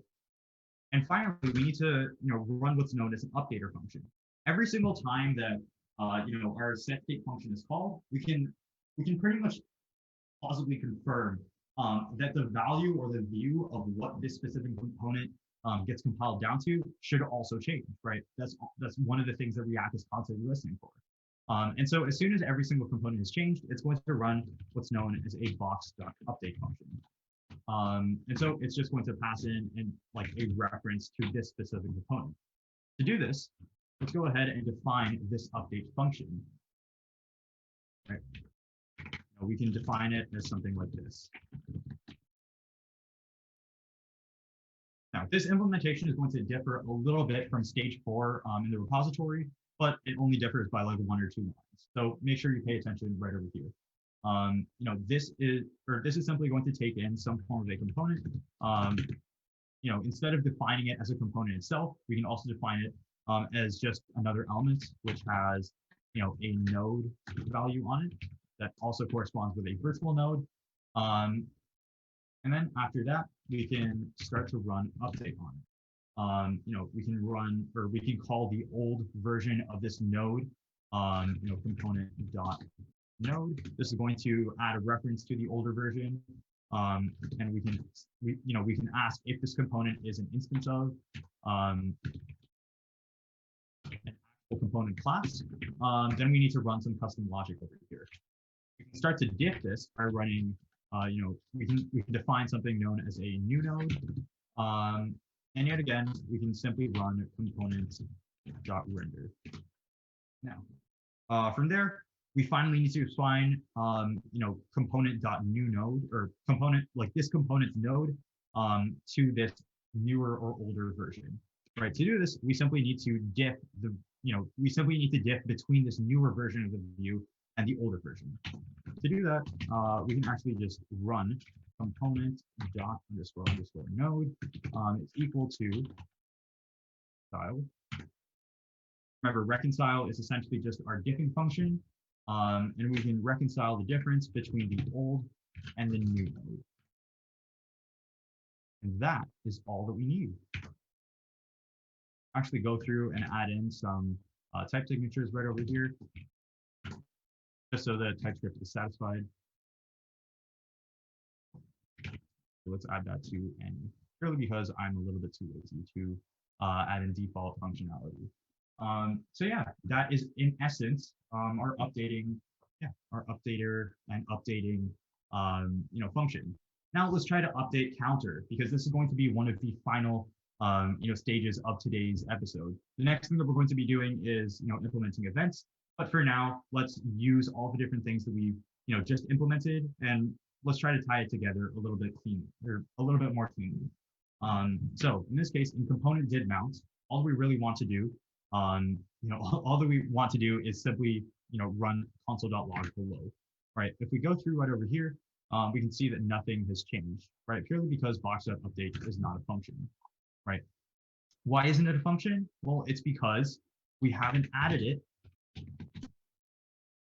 to box itself. And so as soon as we do that, let's check back in the console to see if anything has changed, right? And yet again, cannot read property SEL of undefined, right? We'll dive into that error a little bit later on. But for now, let's continue and let's continue moving on with this. So yeah, in this case, what we want to do is set an initial state by running this.state instead of running this.setState and re-rendering a bunch of different times.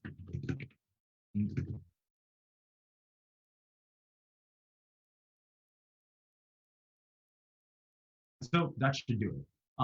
After that, we want to set an interval function. For this specific counter component, every single second, our state should increment itself by 1. And so let's go ahead and do something like this. This just takes in a specific callback, and we can run this.setState because we want to re-render every single time this function is called. Then we can use count, this.state.count plus 1. And in the outermost version or the outermost context of this set interval function, we can run 1000. And so that is pretty much it. As soon as we've done that, we can say that this is compiled successfully. Yet again, it looks like there is an error. What is this error? I have no clue. Not read property insert before of undefined. This is interesting. Yet again, we're going to have to search this up.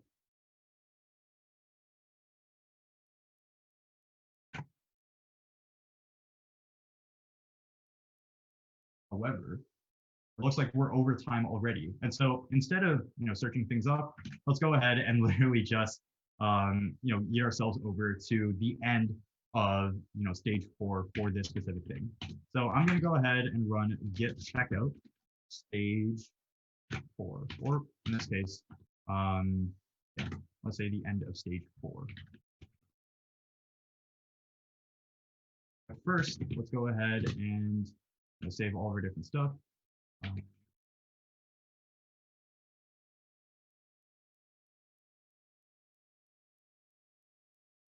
And let's check out once more. As soon as we have finished that, let's run yarn start again.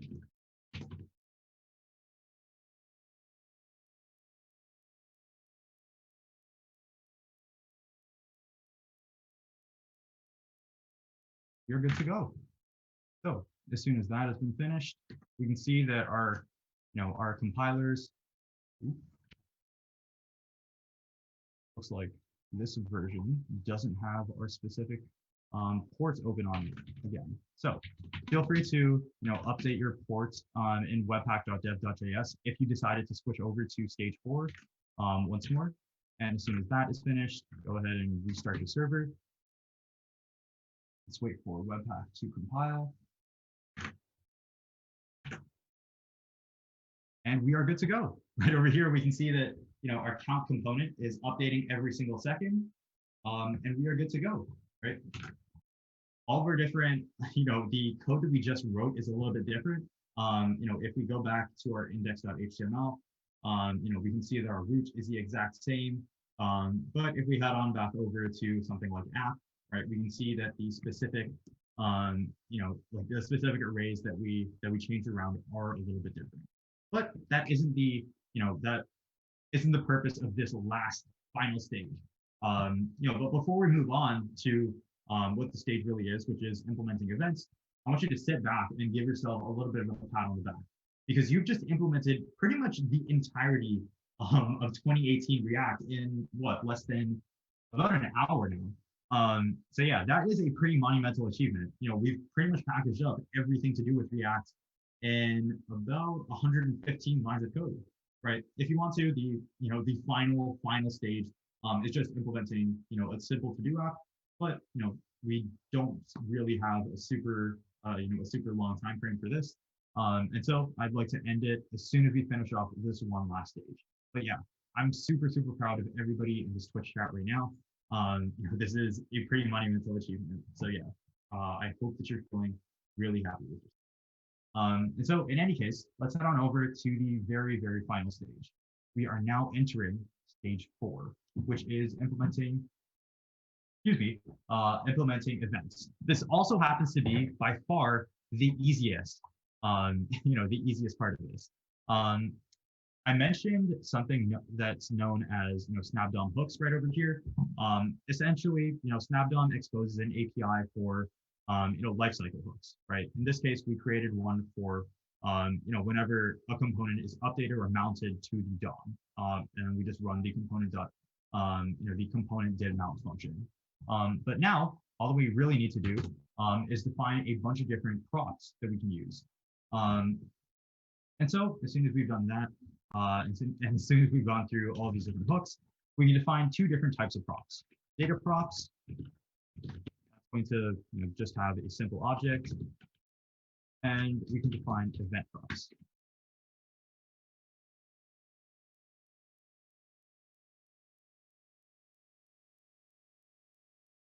Great, yeah, actually sounds good. I've just noticed it doesn't actually look like we're running out of time super by a whole lot. So yeah, I feel like it might be good just to go through all of this and also implement the to-do app. And so in any case, let's go through and finish off these events. So yeah, let's go ahead and run for const key and props. In essence, this is just going to loop over all the different props that we've been given. And let's say if our key, in essence, our key, yeah, that's literally just what is this specific event or data or whatever value or whatever thing you want to access your object with. If key dot starts with, if it starts with on, then we know that that is an event. And so we can say that this, or that the callback or the function that's supported by this specific event is going to be at, or the key that we can use right over here is going to start at 2 characters over from this specific key. So we can use the substring operator. We can say start at 2, and we don't need to define an end. And we can also add this to lowercase. Remember, this is going to be the event that gets added to our final DOM node. And so yeah, as soon as we've done that, we can also append this to our event props.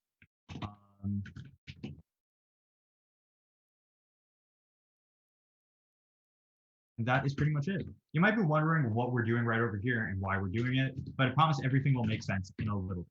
Right now, all that we're doing is sorting out all the different props that are supplied to this component into data props and event props so that we can understand what needs to run at what specific points. If it doesn't start with on, then we can be sure that this is something that is supplied to our component completely outside of events. And so we can add this to data props. So yeah, and just say that data props key is equal to props key. Now, where do we go from this? Well, something interesting really needs to happen over here, right? We need to add something. We need to add something to this H method. I want you to remember something very, very important.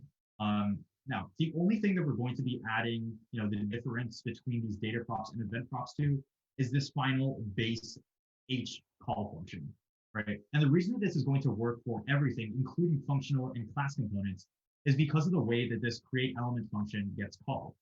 If you remember, right, React will go through and render everything depth first. It won't render any of the components higher than anything that it needs to do, right? And so whenever we supply something like an event to one of these class or function components, that's always going to be passed down into a really, really low level component, a simple JSX node, right? And so no matter what, even if we supply an event to some higher level, to some higher level component, at the end of the day, it's always going to get back to H, which is why this is going to work. And so yeah, let's go ahead and define props to be data props, and SnapDOM also exposes an on just a simple on API that allows us to pass in all the different events, and we can just define that to be event props. And that is pretty much it. There's a couple of other housekeeping items that we need to do right over here. For instance, we need to add in an events listener module. Simply type that in, and we can go back to the top and import this from SnapDOM. To do that, all that we need to do is import events listener module, SnapDOM, builds, package, modules, event listeners, and we are good to go. Go ahead and fix some of our typos. Everybody makes mistakes every once in a while. We are good to go. But so yeah, as soon as we finish that off, let's go ahead and try to use this event API somehow, right? Maybe instead of just adding, a simple count, just a simple count to our counting component, maybe we also want to have a button that allows us to increase our count by clicking. Well, let's actually define a button right over here. We can say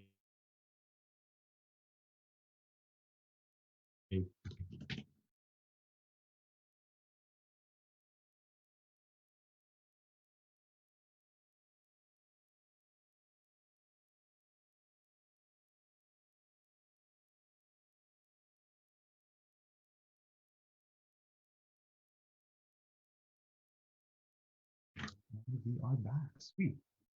So yeah, in the interim between when my camera decided to die and now, all that we did was define this button component, and we can define an on-click event. This is going to take in a very simple callback.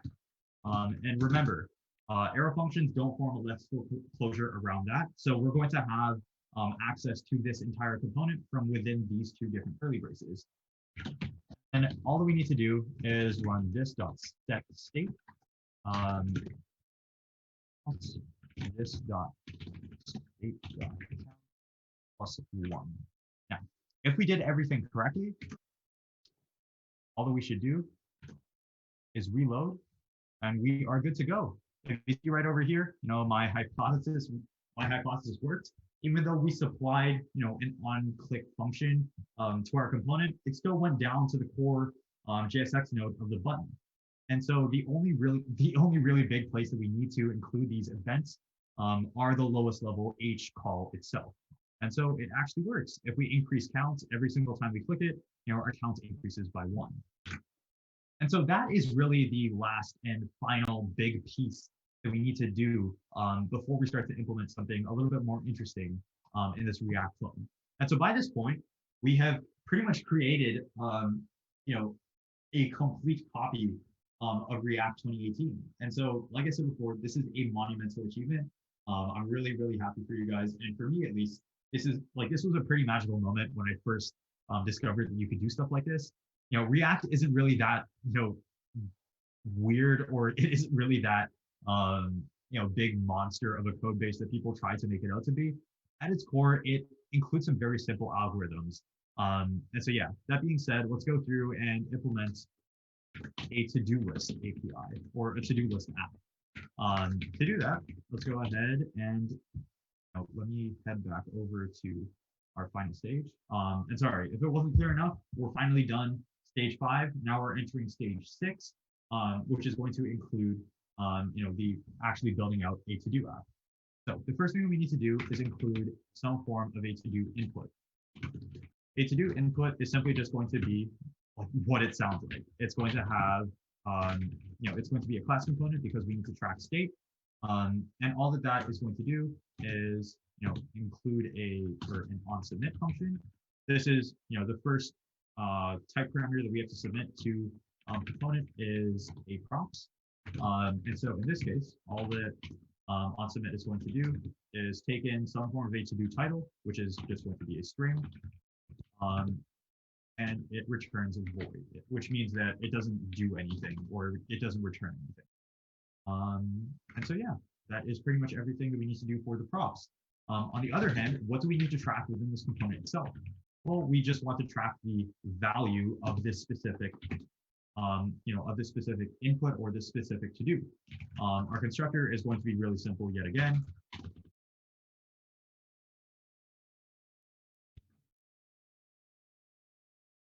So, we can just define props and call super yet again.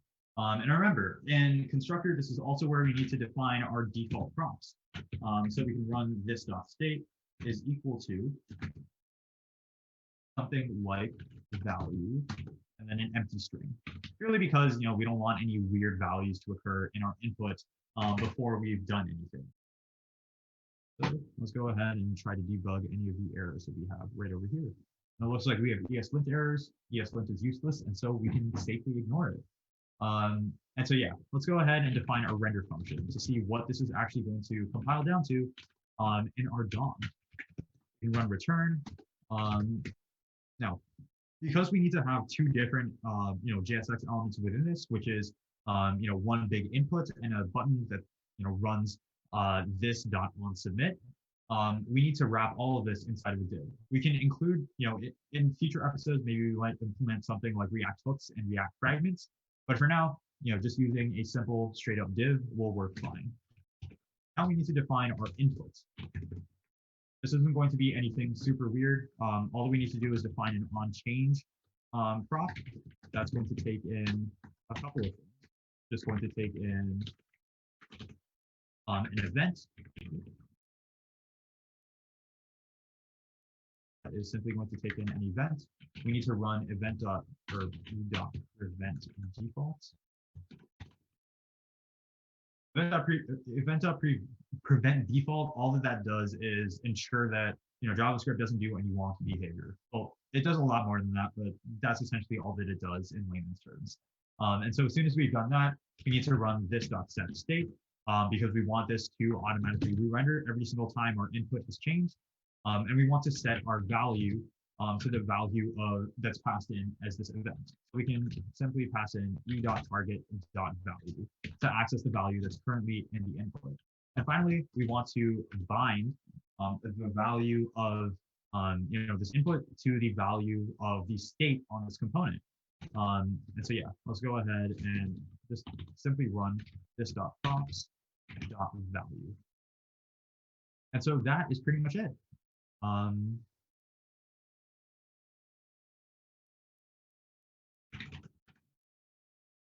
Excuse me, I said this.props.value. I meant this.state.value.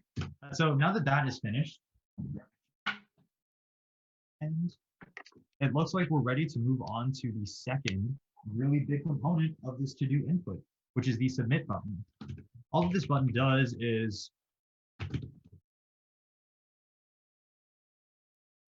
as I was saying, all that this button does is it, every single time it's clicked, it needs to run onSubmit.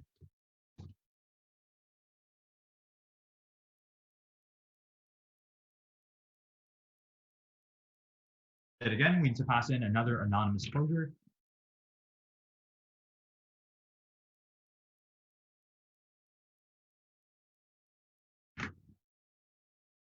We need to pass in another anonymous closure to this button, and then we can run this.props .on submit. And then to pass in the value of that specific to do, we can pass in this.state state.value, excuse me. And so as soon as that is finished, we also want to clear out the value of this specific input.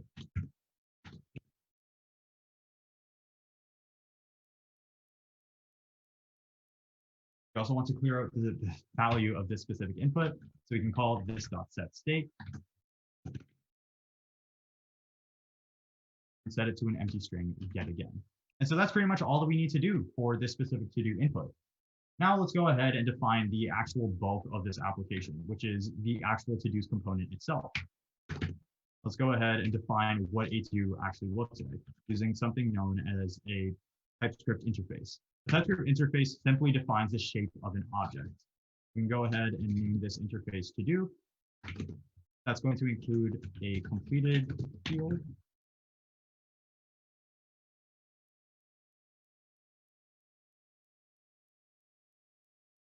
And it's also going to include a title. Title is simply a string.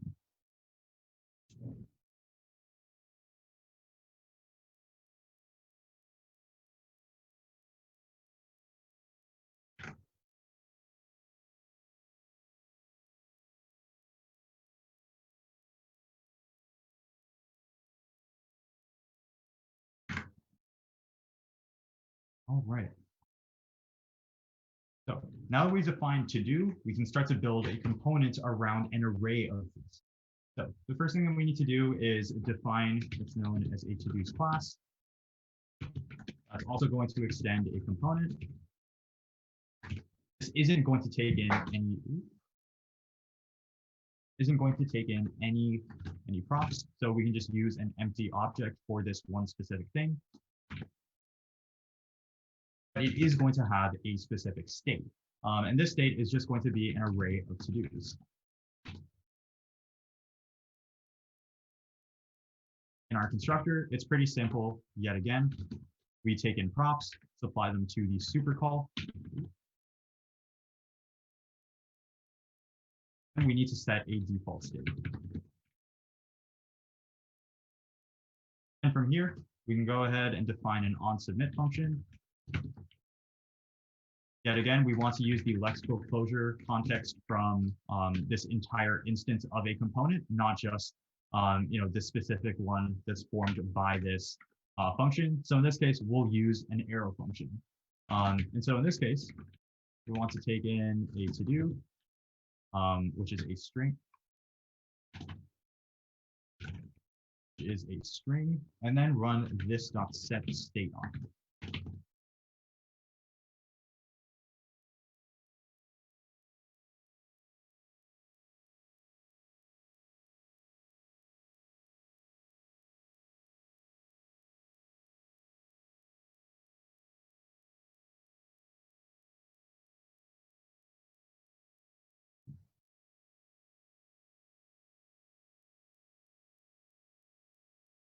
As soon as this .setState is called, we can also define what the value of our to-dos is going to be.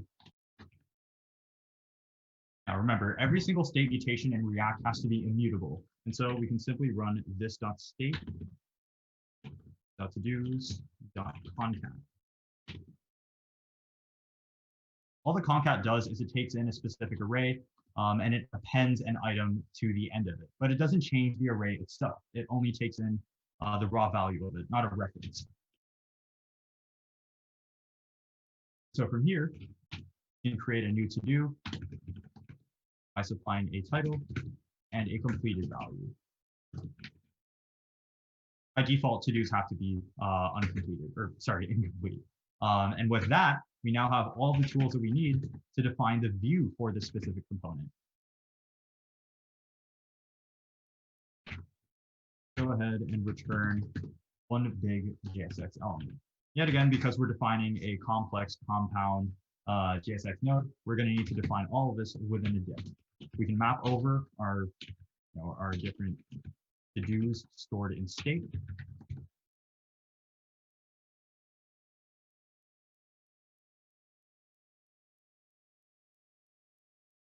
We can map over all the different to-dos in this state and return a bunch of different functions from them.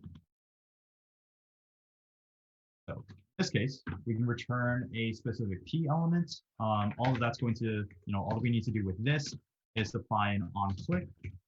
All that onClick is going to do is, remove this specific to-do that we're mapped over right now from the list, right? So we can say const value is equal to to-do, right? That's going to store a reference to the to-do that we're mapped over right now.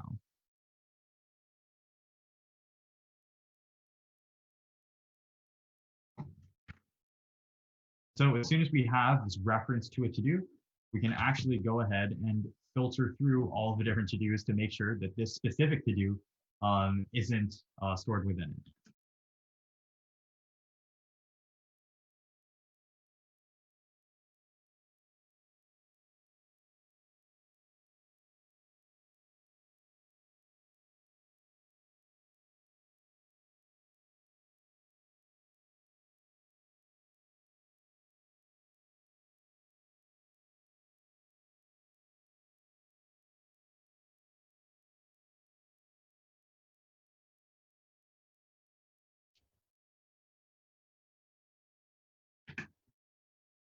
All right, so the filter function simply takes in one specific function that just maps over all the different things. And you need to return a Boolean saying if this should be included in the final array or not.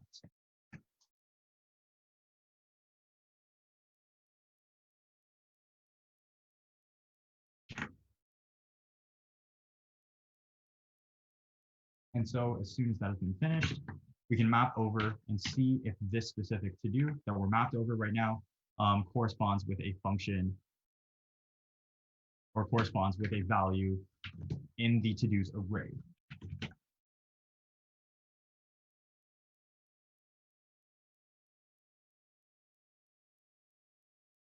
Yep, it looks like my camera is acting up again, so I've just turned it off for now. I feel like the most important part of all of this is the code itself.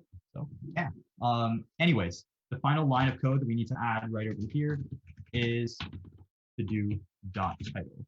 And with that, all that we need to do is include an alias to our to-dos component in our app. And with that, we are complete.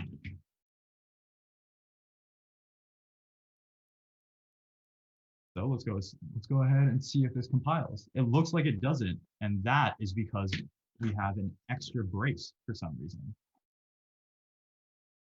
Now, let's go ahead and compile yet again. And we see that our TypeScript file has compiled successfully. And so, lo and behold, nothing happens. Why is that? Well, let's go ahead and do another check.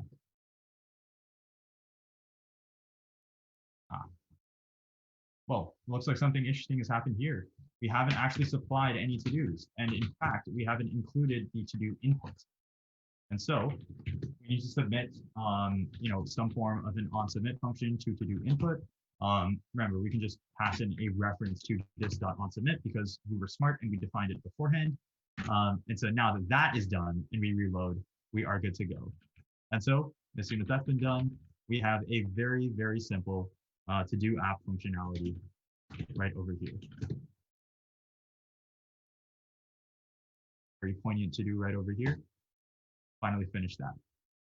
And so with that, we are finally finished off today's episode of Out of the Box. Right, just to recap everything, we kind of went through all the basics of React from, how compilation works to what Babel and Webpack is, all the different virtual DOM node ideas, what Snap DOM is, and everything in between.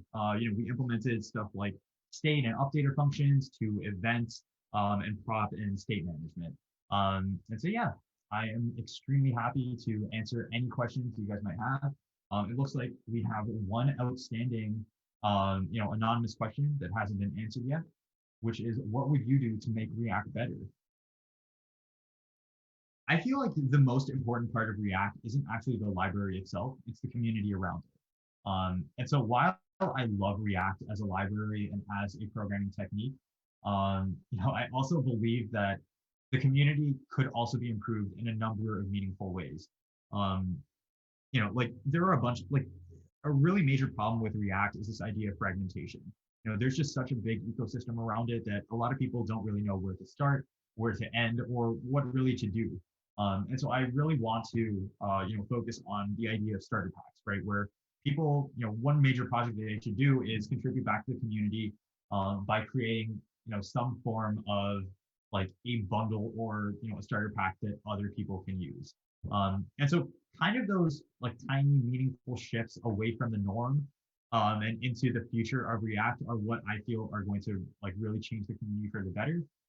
But apart from that, I feel like the actual core library couldn't be improved more than it is right now, aside from better TypeScript support. But that isn't that's a tiny demand, all things considered. Um, yeah, I'd say that's about it. Back to the CS Club execs.